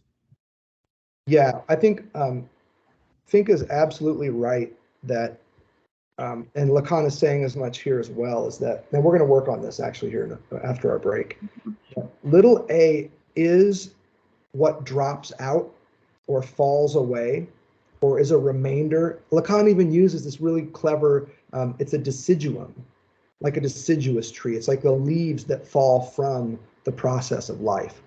Little a is something that falls out and is a residue or remainder from the subjectification process, which I have referred to as castration, otherwise using a term alienation as well. The introduction of, or let's say the subjugation of the child or baby to the demands of language and society that produces a split subject, there's always some residue that comes out. And in fact, if you were to look at the graph of desire on page 4 of this seminar, little a, if you want to find a place to put it on the graph of desire, is between the big A in a circle and the little d of desire. Little a is what spins out. You can see it leaving big A out of the top. You see 2 arrows. The left arrow circles back around in ways that produce the split subject, as we've discussed. The right arrow points up towards desire. That right arrow is the arrow of residue, of remainder. That's the arrow that points to where little a would be. So little a is that line that connects big A to little d in the graph of desire on page 4. And that is where it falls out. So that's one way, and a great way, I think, of understanding what Lacan's doing with little a, or Bruce in this case, as something that's a remainder or a leftover.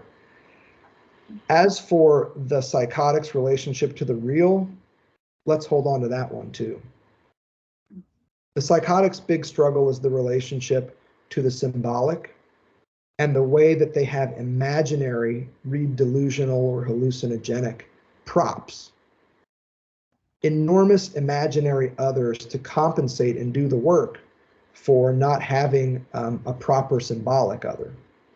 That's the psychotic's dilemma, in essence, is that because they don't have the containing holding structure of the symbolic in place, by the way, because their relationship to the no of the father is fucked up, that process we talked about last time, Bejahung, this German term meaning affirmation, instead of that, the psychotic has absolutely rejected that primitive affirmation of language. And that primitive signifier in this case is the name of the father. The psychotic rejects that. Their relationship to the symbolic is fraught as a result. And without the symbolics containing work, they're left with a very awkward relationship to language, an overwhelming, unstoppable unconscious. The reason why they speak in voices, according to Lacan, is because they're not able to segment the interior from the exterior. The voices outside are the voices within. And in fact, they have to wear tinfoil on their heads because otherwise people can see right through them. The problem that the psychotic struggles with, according to Lacan, is that they are fundamentally porous. They are pervaded by others. They are shot through by aliens who can read their brains, and the NSA who is hacking their phone, and Colonel Sanders who wants their money, and my mother who won't leave me alone but's been dead for 17 years. So how the real ties in with that is a little trickier. We know how the symbolic ties in for the psychotic. It's broken. We know how the imaginary ties in for the psychotic. It's a prop. The aliens are an imaginary big other. Read delusional, hallucinogenic. Colonel Sanders isn't out there trying to take your money. Your mom is not still on the street calling your name. She's dead. So you feel me? These are like delusional ways of being that are there to supplement for the broken relationship to the symbolic, according to Lacan. How the real ties into that, man, all I would say is that, just to be brief and a little bit quipping, it's all too real for the psychotic. It is not a comfortable place to be, according to Lacan. It's an extremely uncomfortable place to be. I live in San Francisco, and I can tell you that the same people that have a broken relationship to the symbolic and inflated imaginary others around them usually sleep on hard pavement at night. They drink themselves down. The real is just all too present among the housing insecure psychotics in my neighborhood. So, Carolina, that's like 3 different pins that we have to put in this. Little a, the real, and the psychotic. I won't forget. Thank you. You bet. Great questions. Man, y'all are knocking things around. Where are we at now? Do you all want to take a little break? Are you feeling a break? It's 7:44. Oh, wait, hold on. David's got another question. Is anxiety still the lack? Whoa, David, post that again, will you please? I just saw it flash up for a second. Is anxiety still the lack of a lack for the psychotic? I don't think anxiety belongs in the clinical structure of psychosis.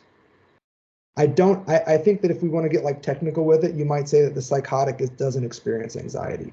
But I just want to remind you all, I'm not that kind of doctor. And I know there are people on this call who are, and they're like, you know what, fool? This is my time. I'm not at work right now. I'm not getting paid for this. I'm not going to do this. I'm not doing your job for you, fool. So I know some of you know the answers to these questions. And rest assured, when it's your turn to host a lecture series on the topic, I'll be the first one in line, because I do want to learn this stuff. I don't think, David, though, that we would say that anxiety belongs in the clinical structure of psychosis. I think it's a predominantly neurotic and perverse apparatus. And I think the reason why that is because the psychotic knows no lack to begin with. The original lack that gives us perversion and beyond it neurosis comes from a prohibition that introduces the subject into language. That prohibition does not function in the case of the psychotic. And as a result, because they haven't passed through the defiles of the signifier and undergone castration, they do not experience a cut. They do not experience a lack. They don't have a relationship to lack. And you might even look at a psychotic and be like, bro, and that is exactly what they struggle with. The reason why I would not want to be a psychotic, or at least one of the reasons, is that I don't think I would ever get any rest. Can you imagine like having all, you'd just be constantly tormented. It's like there would never be any space. Now that's different though than having lack taken from you. The overwhelming presence of imaginary others in a psychotic's life did not begin with them taking lack from them. The psychotic had no relationship to lack from the start, if we follow the logic of Lacan's argument. And I do have that sketch again, if you want me to pull it up. I don't know that you do. We talked about taking a quick break. Do you all want a quick break? It's all good to me.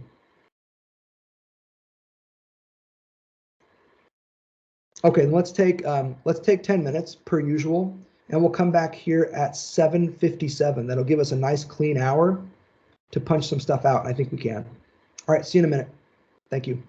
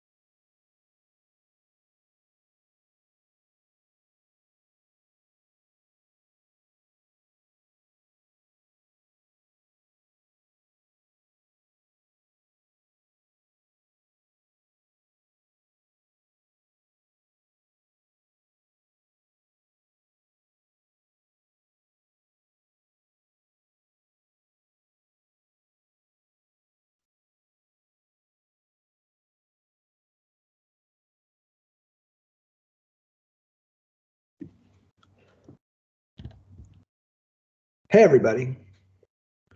Welcome back. So,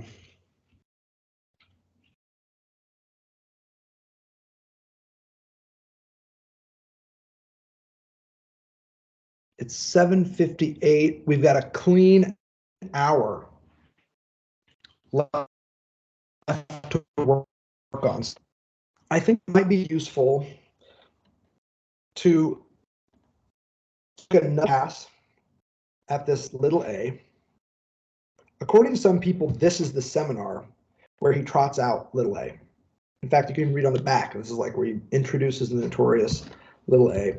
I don't know, because what about the seminar on transference and the agalma, right? See, Oliver, I see you nodding because I know that you have written badass stuff on the agalma and psychedelic drug use. Yes, I have read some badass stuff by you on this topic. So I don't know. I mean, it seems to me the little a is popping up a little bit earlier in his work, but this is a really good introduction to what he's doing with this notorious Lacanian concept. And so far, I've given you some definitions to work with. They're probably not definitions you're going to hear from anybody else. But I believe that if you work hard with these definitions, you'll see that they explain a lot of what Lacan is doing here. Little a is notoriously the object cause of desire. I say object cause because remember, in the field of anxiety, what it is working on or targeting is this weird kind of object. It's not really an object, it's more like a cause. The object here is lack. We want to talk a little bit more about how that comes about, what this entity is. Lacan has lots of words for this: gap, cut, furrow, opening. Lack, though, is the primary one. The object of anxiety is also the cause of your desire. In other words, the desire of the big other, when they show up and provoke anxiety, is to target the very cause of your sense of self in many ways. As a desiring being, this lack atop which your desire is structured. That lack is represented by little a. Little a is trying to designate these furrows or gaps or cuts between entities. So if you have, again, two entities or two halves of an entity like a split subject, little a is always going to be that third element. You see, in order to say you have two distinct things, you must always have at least three entities. There is item A, item B, and the irreducible difference between those two entities that allows them to remain item A and item B, namely distinct. That third element is represented by little a. Anytime you see a Lacanian term that is barred, like a barred A with a line through it, or a split subject, rest assured that bar is little a. It's the minimum distance required. In other words, you can't make the distance any smaller without having the two entities collapsing in together. It's the minimum distance required to keep them distinct. So if you take my hands, for instance, two distinct hands, and if I put them together, I can push these hands together as far and hard as I want, but there's always going to be a crack in between. No matter how hard I push them together, there's a split. If little a were to disappear in this case, my hands would pass into each other and there would just be one.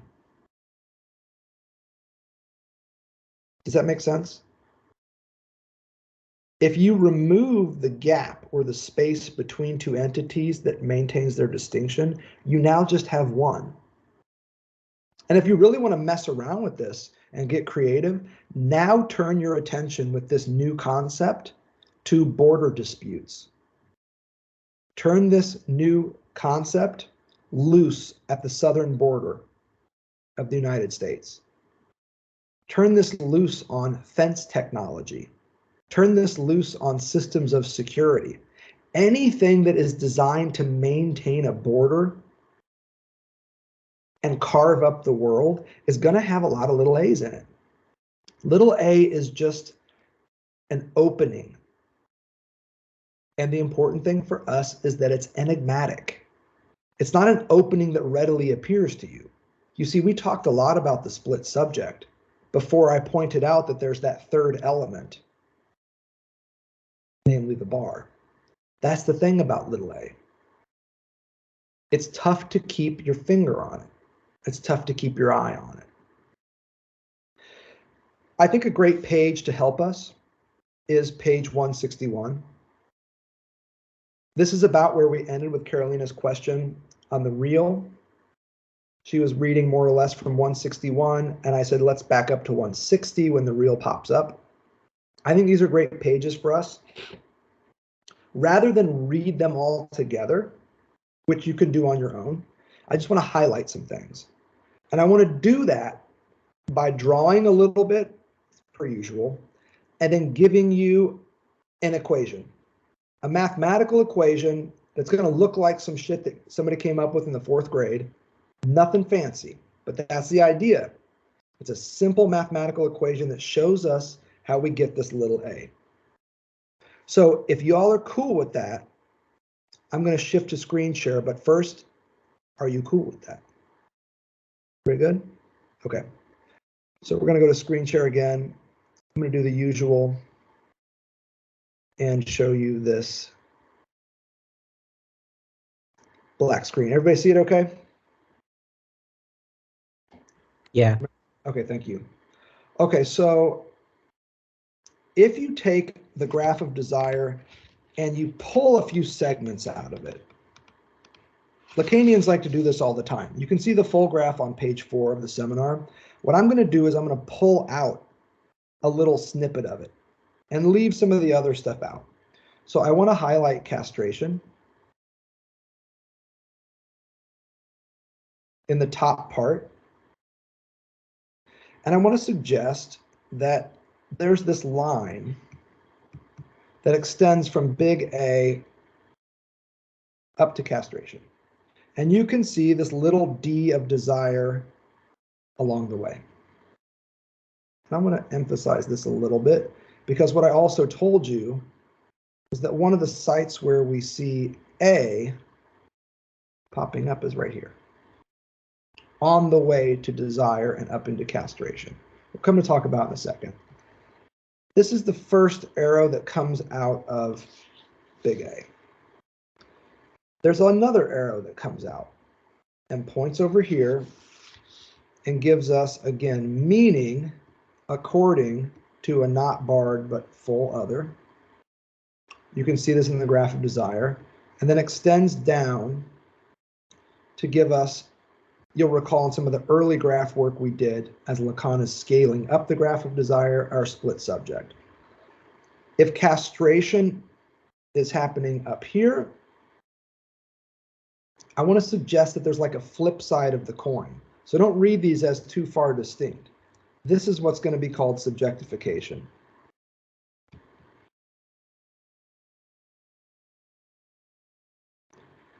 And the reason why I want to emphasize the connection between these two aspects is because a split subject is a castrated subject.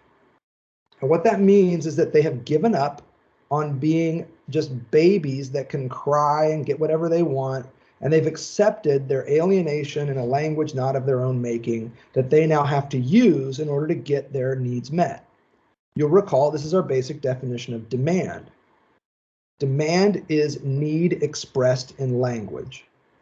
And that process of forcing need, here's our subject of pure need down here, into the field of language. We can draw our little arrow here that signifies language, L-A-N-G for abbreviation, is what's going to take need, recode it as demand, and then give us this subject that is split between need, and demand. This process is called subjectification, and it produces a split subject. Now, what's important about this to note is that, again, this element, this third element here, little a, is the bar right here. So little a is this third element, and I'm telling you that it's up here as well. Now you've got these three terms that we have been messing with for the past few sessions: need, demand, and desire. And you'll recall the definition of desire that I gave us to start with was demand minus need. So there's a connection between these elements. In order to produce a split subject, you also have to awaken something known as desire. Because what's left of demand after need has been met is an insatiable desire for care from other people. What I'm trying to do is show you two places on the graph of desire where we see little a as lack, as leftover, as cause, or as gap popping up. And the reason why this is important, in particular for our purposes, is here. This is the vision of little a that Lacan is working with on page 161. So turn with me to 161. I mean, you know what? Actually, if we just want to be like really thorough with this, we've got the time. Look at page 160 at the bottom, and it gives you this little table. But if you read 160, the last paragraph, you get a really nice summary of how the split subject is formed. If you're still fuzzy on this one, here's one of those paragraphs that can be pretty helpful. I've already taught you to locate the process of subjectification, inasmuch as the subject has to be constituted in the locus of the other. That means that in order to be a subject that is effective, functional, held, and so forth, you have to find a home in the big other, in the symbolic. The subject has to be constituted in the locus or the site of the other, and primarily so in the shape of the signifier. The subject is constituted in the locus of the other upon what is given by the treasure of the signifier. Big A with a circle around it in the graph in front of you is this treasure trove of signifiers. It's all the words in the dictionary. It's all the possible things that the other could want from you. It's all the possible things you could do when the baby cries, if you recall that example. That's this treasure trove, which is already constituted in the other and which is just as essential to any advent of human life as everything we can conceive of with respect to the natural Umwelt. So this is a German term. It's predominantly associated with the work of Heidegger. Means around in German, and Welt means world. So it just kind of means like your surroundings or your environment is another good way to read this. The natural environment. The treasure of the signifier in which he has to situate himself already awaits the subject who, at this mythical level, doesn't yet exist.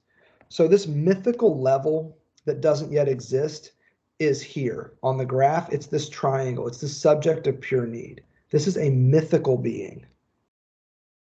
And he says doesn't yet exist because to exist is to have a place in the symbolic. And it doesn't mean that we don't have places for babies in the symbolic. It means they don't experience themselves as being placed. They don't think I have a place to keep, to reject, to revise. They don't feel placed. We place them, but it's not an experience that they have. So it's a mythical subject at this point who doesn't yet exist. Sometimes Lacan will symbolize this mythical subject with just a capital S, unbarred. And that's what you see in the little table on page 160. There's a whole A and a whole S at the top. That whole S refers to this mythical subject, the subject of pure need that doesn't yet exist. He will only exist on the basis of the signifier that precedes him and which bears a constituent relationship to him. So here is this treasure trove of signifiers up here, which is why we have language here as well.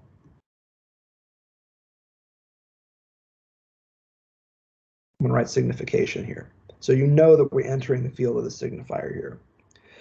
Now, this signifier field precedes the subject in a very simple way, which we've discussed. You are born into a world of language that preceded your birth. Your name was chosen for you. The terms and the language you were going to speak was already determined before you were born. English, your first language, if indeed that's what it was there long before you arrived. It preceded you. And Lacan's point here is that it bears a constituent relationship to you because it's in the field of language that you will find your identity. And honestly, truth be told, where your identity will be assigned to you. Now we get ready for the good stuff. But before I get there, I'm going to come back and stare at the screen. Are you all good with this so far? Okay, good. Great, because this is really, really important foundational stuff. And now that we've gone through it multiple times, I think you're starting to get the rhythm of this. You can always holler at me if you want more. Let's go back here and read on some more. 161. Let's say that the subject performs a first interrogative operation in A. How many times? The operation being a supposed one, there then appears a difference between the response A, marked by the interrogation, and the given A, something which is the remainder, the irreducible aspect of the subject. This is the A. The difference between response A and given A. The most important phrase in this point is the difference between. Little a is the name for a differential relationship between distinct entities. In this case, two versions of big A. And now it's when it gets good. The little a is what remains of the irreducible in the complete operation of the subject's advent in the locus of the other. Okay, so this gets back to Carolina's question of why the real is wrapped up in all this. Lacan is invoking the real because it always has an aspect of irreducibility in it. You can't fuck with the real. It's recalcitrant. It resists efforts to reduce, replace, displace, represent, and so forth.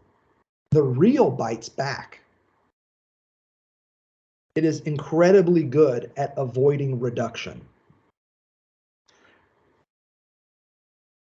This A is what remains of the irreducible in the complete operation of the subject's advent in the locus of the other, and it is from this that we will derive its function.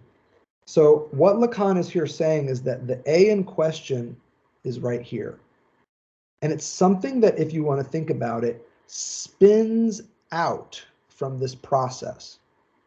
So the process of producing a split subject, it produces a remainder.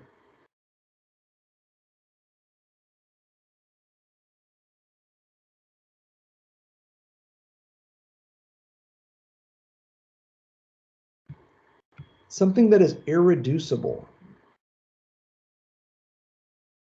And by that, I think what he means is you can't take this remainder or this product and reduce it to any of these other elements. It can't quite fit in here and it can't quite fit in there. It can, however, find an expression here. Little a is captured by the bar that divides the subject. But remember, this bar is irreducible because if you were to reduce it to nothing, if you were to make it go away, you would no longer have a split subject where need and demand have to be dialectically oriented. You would now have a de need or a niemand. You'd have some weird thing that would not be the same subject of language. You would not have the Lacanian subject in this case. You'd have something else. And I dare say you'd probably have somebody on the verge of psychosis. The split subject is characteristically a neurotic subject. Reading on. The little a's relation to the S, the A, in as much as it is precisely what represents the S in its irreducible real, this A over S, which brings the operation of division, very important here, to a close. Because indeed, A has no common denominator, big A. It lies outside the common denominator between the A and the S. If we want to bring the operation to a close, nevertheless, in a conventional way, what do? We put the remainder in the place of the numerator and the divisor in the place of the denominator. The split subject is equivalent to A over S, and then he gives us this matheme. Split subject equals A over S. I'm willing to go along with this, but I would like to suggest a different reading and maybe even suggest that there's a mistake in Lacan's mathematization of this thing. What I would like to suggest is something that looks more like this.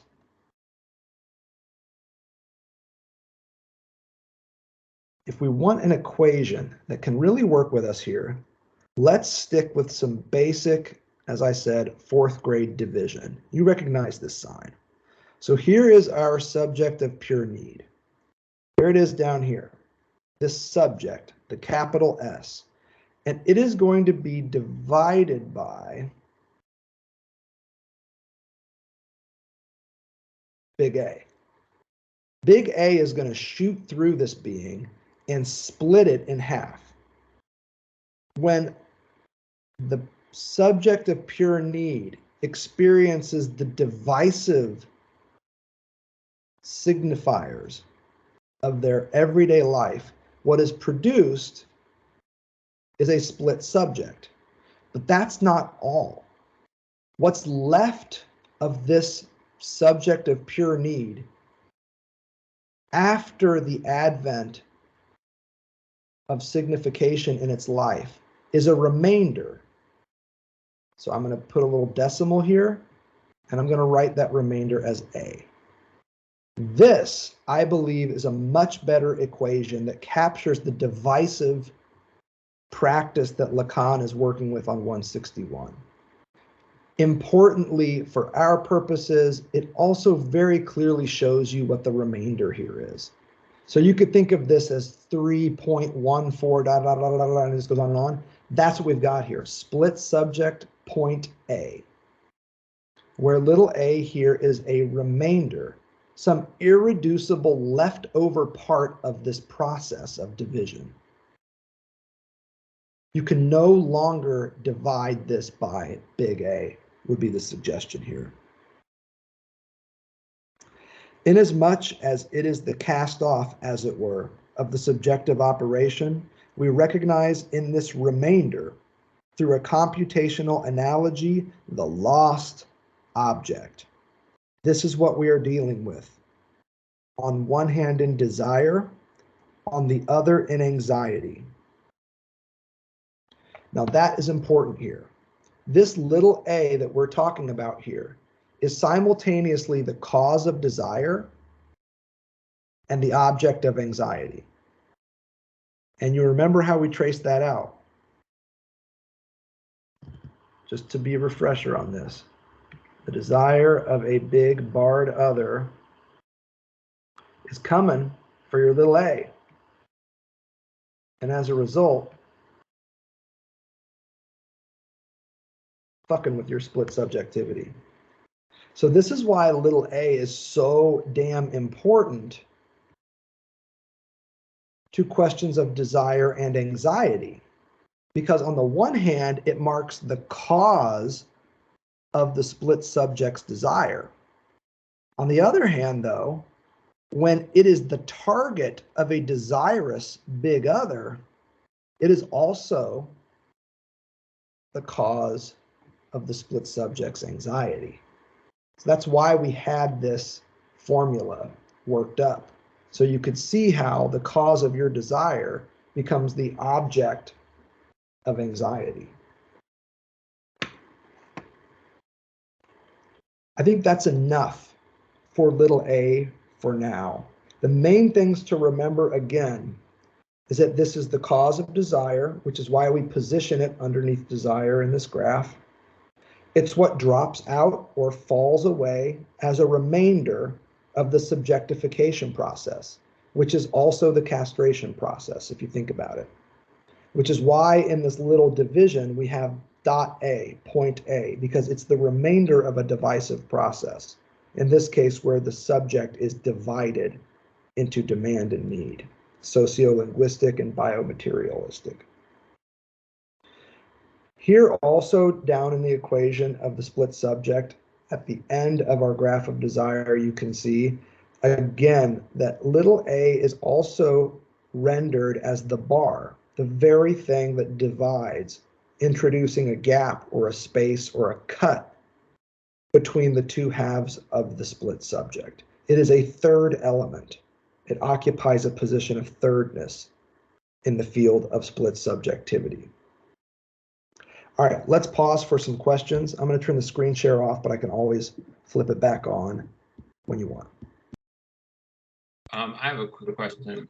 Go ahead, Ara. To make this concrete, for me, when you said producing a split subject, that's when a baby learns language. Is that correct?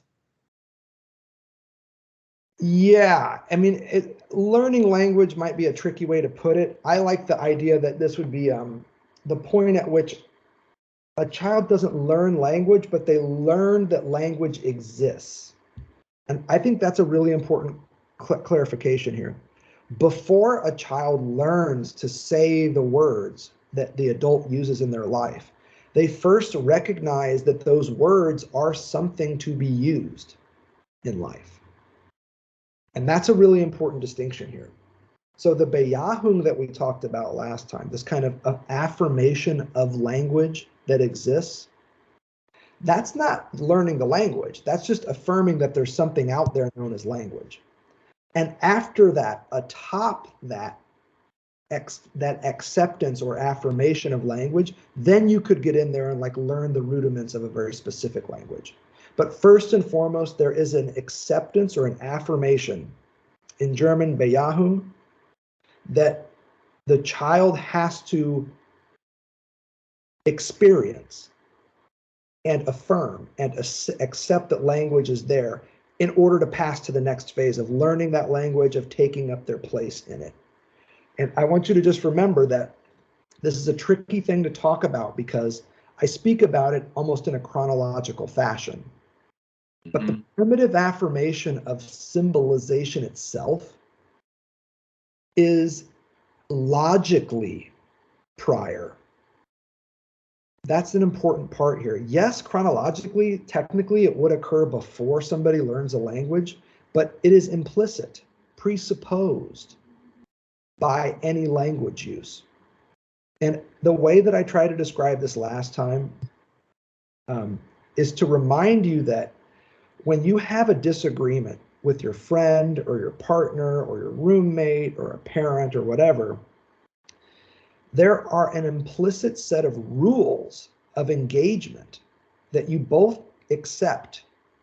No matter how fierce the disagreement is, there's an underlying structure of assent, affirmation, and agreement. So the example I had was, whose dish is this in the sink? And you and your roommate or partner are arguing about who did the dishes last, and it was you who did it, no, it was me who did it, and you go back and forth. We know things that are very unlikely to happen in a situation like that. No one is likely to get stabbed or shot or thrown through a wall or a window or, horrendous violence. It can happen, it does happen, but it's very unlikely. In most cases, the rules of the road say we can have a civil disagreement where we use our words, not our hands and have a discussion and disagree on things. That implicit understanding that this is not a knockdown, drag out knife fight, but instead a civil discussion between two adults, that speaks to this issue of beyahun.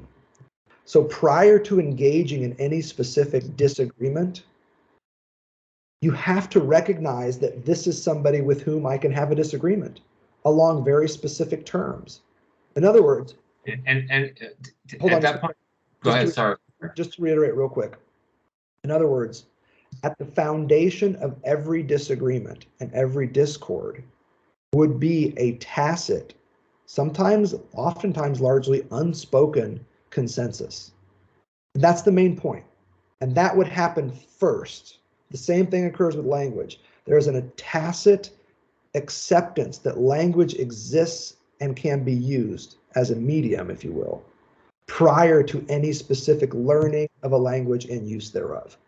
So I want to be very careful to distinguish these two moments.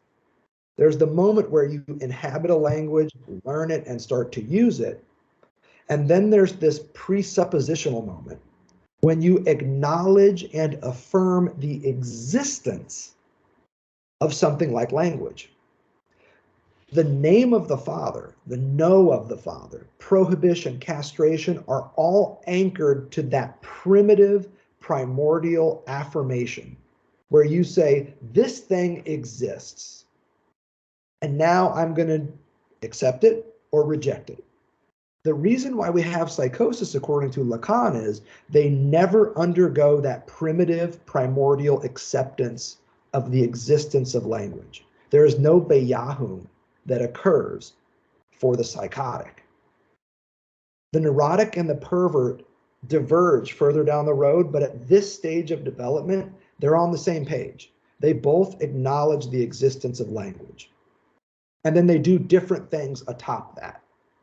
And I think that conceptually, if you really want to get into Lacan's thought, this is the conceptual foundation of his thought. Because that primitive, primordial, unary trait is a prohibition. It's the name of the Father because that's the know of the Father. And it is a prohibition, again, I'm reiterating this point because it's so central to his thought. It's a prohibition against any further living as though prohibition didn't exist. In the case of language, it would be a prohibition against pretending like language isn't there. But that is exactly what the psychotic does. The psychotic says, oh, and that didn't just happen. Totally reject that. That is absolutely foreclosed. That is not even a possibility for me. That didn't just happen. That's the psychotic at work. What's structurally so strange about this is that it would be occurring at the level of a presuppositional moment where you affirm the existence of something. Even before you say, I like it or I don't like it, you acknowledge that there is an it to be liked or disliked. The psychotic doesn't even get to that point. Okay. And at that point in time, when you acknowledge that something exists, and what would be, and it's funny, I know I'm contradicting myself, like a concrete example of the remainder. And we've already said that the remainder is elusive, but if it would help me if you could just make one up. Yeah. There's a really interesting example in Freud's essay on negation that's worth noting here. And I think I mentioned it before, but Freud has this mid-1920s essay on negation. It's what gets Lacan going on this beyahun concept. It's where he derives that concept, beyahun, from Freud's German. And Freud opens that really small, it's like a 5-page essay. You should check it out. It's pretty fascinating. He does a lot of work in 5 pages, man. And he opens the essay by talking about somebody who has a dream. Somebody had a dream. And the therapist turns to the person and says, well, what do you think that dream's about? And the analysand says, I can tell you it's definitely not about my mom. Right. And this for Freud is an example of negation. And he says the reason why this counts as negation is because there is a primitive affirmation of this being about the mom. that can then be negated. But in order for it to be negated, there has to be a presuppositional acknowledgement that this could be seen as something to do with my mom. And that is beyahum. That's a primitive affirmation. And if you want to trace out where little a would be in here, now remember, this is Lacan and not Freud, it would be the differential relationship between the primitive affirmation of this could be seen as something about my mom and the secondary negation that says, but it's not. Right. Yes. And so little a as the cause of desire is the gap between those two responses that the patient really can't fucking wrap their head around. You see, they can recognize, oh, you might think that's about my mom. Well, it's not. And then they're off to the races. But the interesting point for Lacan would be, how are these two moments in your self-analysis connected? What is the differential relation that allows these to be so distinct? One which affirms the relevance of your mother to this dream, and another which completely negates that affirmation. Lacan's point is that there's something going on between these two moments. That between is little a. And that's why it's so elusive. That's why it's not a regular object, because technically speaking, it is the space between two objects that allows them to remain distinct. But so that's an example. I used a wonky one because I want to remind us that the Freud essay on negation is terrific for this stuff. But little a cuts in, if you will, between those two responses. Great question, as always. What else you got out there? Oh, David, here we go again. Is it appropriate to think of the no as irreducible insofar as it brings in the split? Brilliant. And yes. This no would be irreducible, but guess what? It is hella repressible. Irreducible, yes, but hella repressible. So what happens in this process that we discussed that goes from beyahum to negation to repression is that no, David, is gradually from affirmation to negation to repression, gradually placed under erasure, gradually forgotten. And this is why it's so angst-provoking when the desirous big other shows up and says, shape up and show me your balls. Show me you're castrated. I want your lack.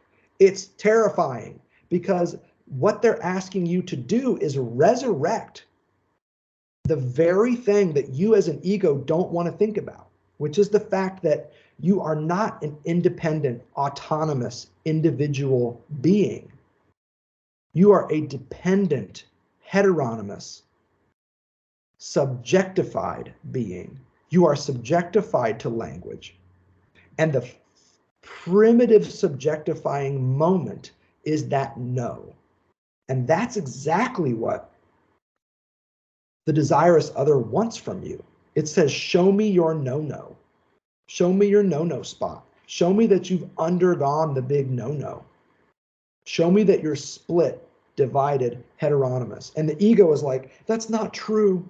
I'm a coherent being with stable feelings and a sense of consistency. And the reason why anxiety comes up is because somebody calls bullshit on that. They're like, no, you're not. You're worthless and weak and you know it deep down. And you're like, no, that's not true. That's not, I'm dramatizing this, but you get the idea. So the answer, David, is yes, that no is irreducible, but that doesn't mean it can't be negated and then subsequently repressed. And the nature of neurosis as a clinical structure, the basic mechanism, is a series of resistances and repressions around prohibition. That's what it means for someone to be egotistical. They think the world is all about them. To be egocentric is somebody who thinks that it should always go their way. If you want to just like be basic about it, that's kind of true. That's the work of the ego, trying to pretend like they were never told no. The ego thinks that they rule the world. And if they don't, they damn well should. And when anxiety comes up, it's somebody shows up larger than life and says, you're full of shit. You don't rule the world. You're worthless and weak. And you know it, and I know it. And that's terrifying. But anyway, yeah, David, great question. Who else is out there? The P and the A, the C and the A, the D and the M, the S and the T. These anonymous, are you guys bots? Oh my gosh, are there bots on this call? Was that a, David, is the reason why your audio doesn't work because you are a bot?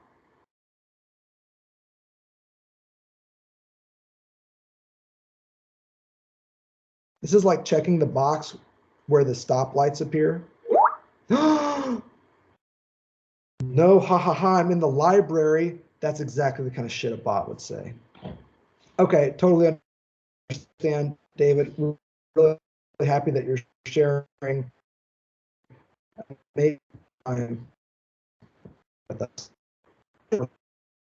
I'm 20 minutes out, and I still owe David a commentary on The Masochist, which I am going to deliver.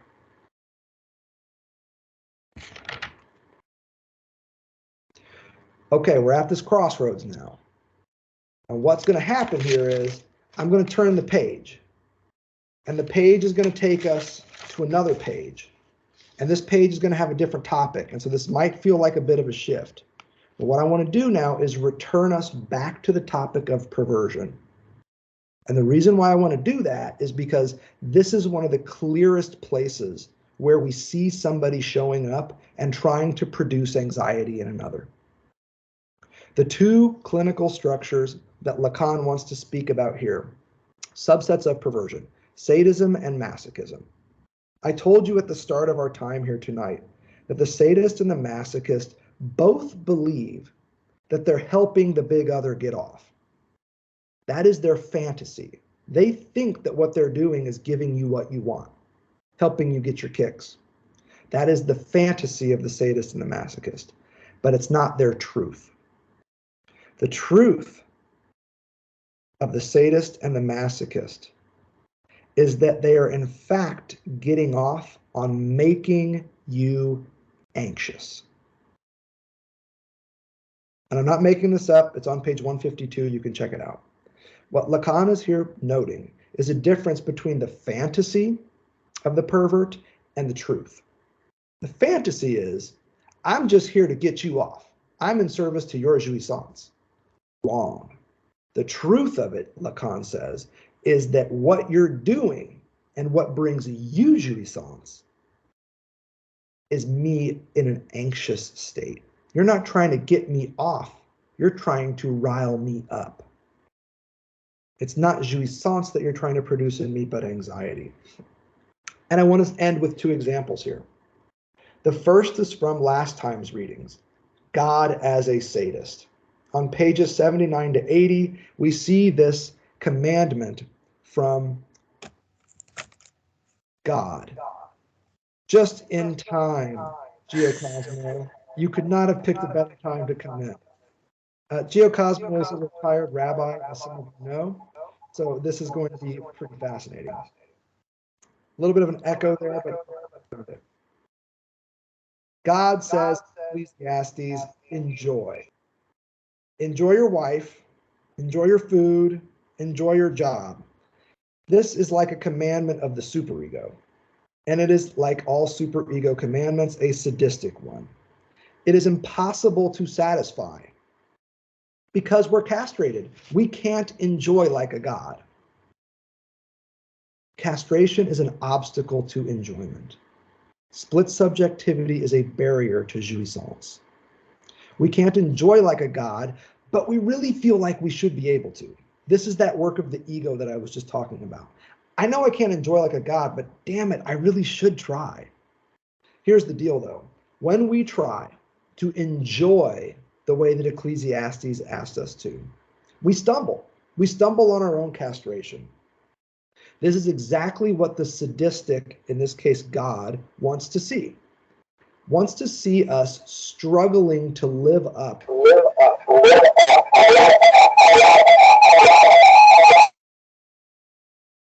That is very interesting. If we're looking at the symbolic and the real on that Borromean knot as we started tonight, that would be a little bit more in the real, because you could start to see how the symbolic or the meaning-based function of what you just heard starts to slip away and you start getting just the grain of the voice. That's the real. The real is what you actually hear. The symbolic is the meaning or the content that comes through my voice. There's the linguistic part of what you're hearing me say, which points to the symbolic, and then there's the paralinguistic, which points to the real, the grain of the voice that you heard digitally spinning out. That echo started with an iterative moment of speech, which is how language works. Meaning works because it's iterative. And it disintegrated, the echo disintegrated the meaning component of what you just heard into the grain of the voice. And that would be the real. Here though, back to the sadistic. They want to see us squirm. They want to see us anxious. Now, why does the sadistic so want us to perform castration? Why do they want to see us struggle with our split subjectivity? Here's the reason why. Because castration is the basis for the law. Don't forget, law and desire go hand in hand. And the pervert struggles with a weak relationship to the law. And so by forcing you to twist and turn and struggle to enjoy in an anxious way, they get an amplification of the law that was only weakly pronounced in their early lives. That's a clean and fairly dirty way to get at what the sadist is up to. Your anxiety signals your castration, which in turn connects to the law. And the more you writhe in anxious castration, the more the sado feels connected to the law. The neurotic is somebody that had the law pronounced pretty clearly, consistently, and calmly. The no was heard consistently throughout their life in a calm voice. The sadist, you'll recall the opening of our talk tonight, is somebody who would usually have heard the no of the father as a no exclamation point. And that's a good way to distinguish this. The sadist and the neurotic, they both heard the no of the father, the name of the father. But the difference is this. In the case of neurosis, the no is N-O period. In the case of the pervert, and here we're talking about the subset of the sadist, it's N-O exclamation point. The neurotic is fully castrated, fully split, fully enmeshed in the symbolic, and has a very robust sense of right and wrong and normative and anormative and the like. The pervert has an only partial place in the symbolic. The symbolic has a weak hold on them. And as a result, that produces a state, which is partly why they're off on producing discomfort in others, but not the only or the primary reason why. They get off on forcing us to perform an anxious, castrated state because it amplifies the weak legislative relationship that they have with the symbolic.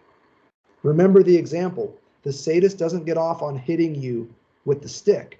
They get off on getting the stick out of the bag, showing it to you and saying, "You've been a very bad boy, haven't you? Confess. Admit that you've been bad." That is the source of jouissance for the sadist.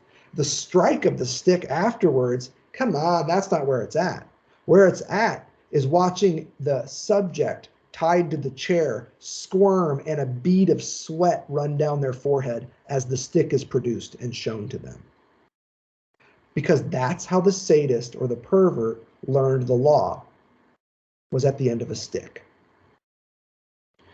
Now, if God is a sadist, according to Lacan, pages 79 to 80, what we see on pages 164 forward is that Jesus is the great masochist, the paradigmatic masochist. Here's how the argument works in 3 steps. It's on page 164. I don't think we need to look at the actual passages. You can track them down on your own. Don't go too far because you'll get to some incredible art with eyeballs on trays and breasts as well. 164, though, gets at it, this Christian myth. First, God, according to Lacan, doesn't have a soul. He lacks a soul. That lack is here represented by a little a. God has a little a. There's something that God lacks, and it's a soul. Jesus shows up on the scene, according to Lacan, and makes himself God's soul. He now occupies the place that God only experienced as before him. Jesus positions himself in and at, effectively taking the place of God's little a. This, Lacan's going to suggest, I expect, he's not exactly clear here, is what makes Jesus a masochist. Because what Jesus in this moment does is he's getting off on showing up and taking God's lack, depriving God, if you will, of what he lacks. If God lacks a soul, and then to give it back to God, there's no giving here at all. This is a strict taking. Now, how does this comport with masochism? For Freud, sadists come first and masochists spin out. For Lacan, it's just the opposite. All sadists are in fact masochists at heart.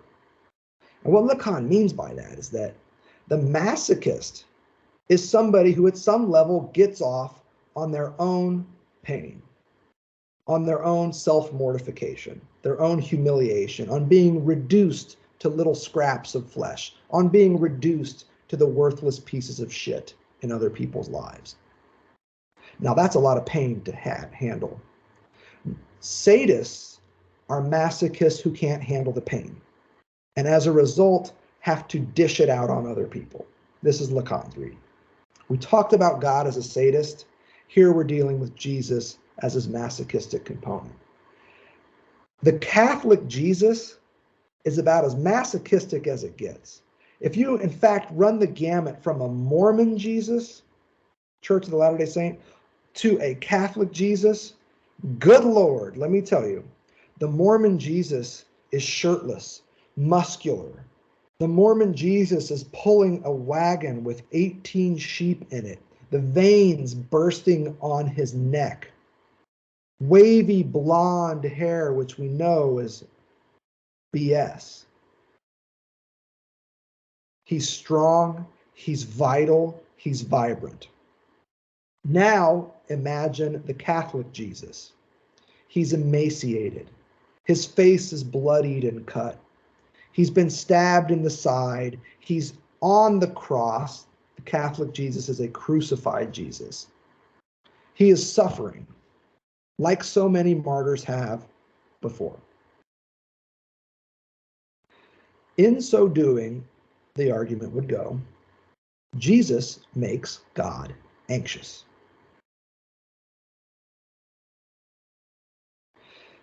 This is a masochistic way to be. What the masochist gets off on is not you inflicting pain on them. What they get off on is you imposing the law onto them.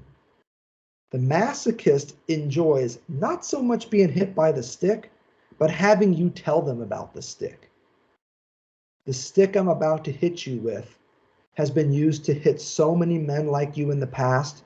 Here, smell it. You can still smell some of their flesh on it. Disgusting X, Y, and Z, but it's not about disgust. And it's not about pain. It's about legislation.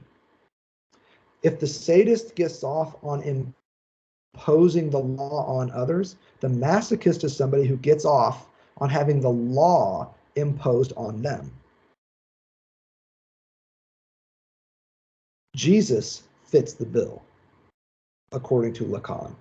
And the reason why he has chosen God the Father and Jesus the Son for his opening illustration of this is because you have to remember the desirous other that shows up to society is not just anything, and there ain't no bigger other than God the Father and Jesus the Son. That's where this reading leaves us. We're in the mid 160s on 169, and the last couple of pages in here are really just of those two artworks. I mean to leave us here in an elusive state. Elusive and elusive. I don't know how much of this Jesus business is going to come back, but if you read 164 closely, this is what you'll see. Jesus, by making himself God's soul, is taking God's lack from him.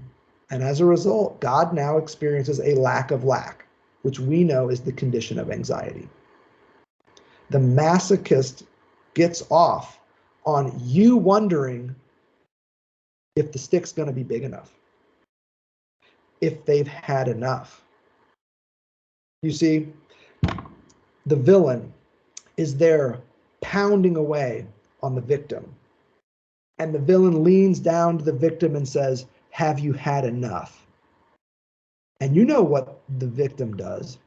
They laugh, spit blood, spit teeth, and chuckle in responses to the sadistic's question, "Have you had enough?" And you've seen how this plays out in movies, which in this case seems pretty apt. The sadist now is stunned. Nobody can take this amount of violence and survive. How is this person still standing? Oh, you're going to laugh. Now I'm going to take the pain up even more. These are all anxious responses to a masochist who says, "I'm not done yet. Give me more." This produces anxiety in the other. And the masochist gets off on the very same thing the sadist does in this sense. Not the jouissance of the big other. That's the fantasy. They get off on the anxiety of the big other, on the way the other squirms. When the law is, in the case of the sadist, pronounced, in the case of the masochist, evoked. The masochist wants to evoke the law from you. These are high-end examples and technical concepts, but I guarantee you've seen some of this in your everyday life. Consider, for instance, the partner that you had who in a fight would always push you and push you and push you until you finally say to them, "What the fuck do you want from me?" Or you take a glass and you throw it against the wall. You've completely lost your cool. They've pushed you so far. They are the masochist. They are getting off on seeing your pronouncement of opinion, of argument, coupled with your jouissance in a fit that Lacan would here describe as anxious, an explosion of acute anxiety. And similarly, you've seen and maybe even been in relationships. What else is mansplaining but somebody who gets off on imposing the law on those around them? And with that, at 3 minutes left, I'm going to pause, open the floor for questions, and I'll stick around for a few minutes, of course, as always, to talk it through with y'all. What's up?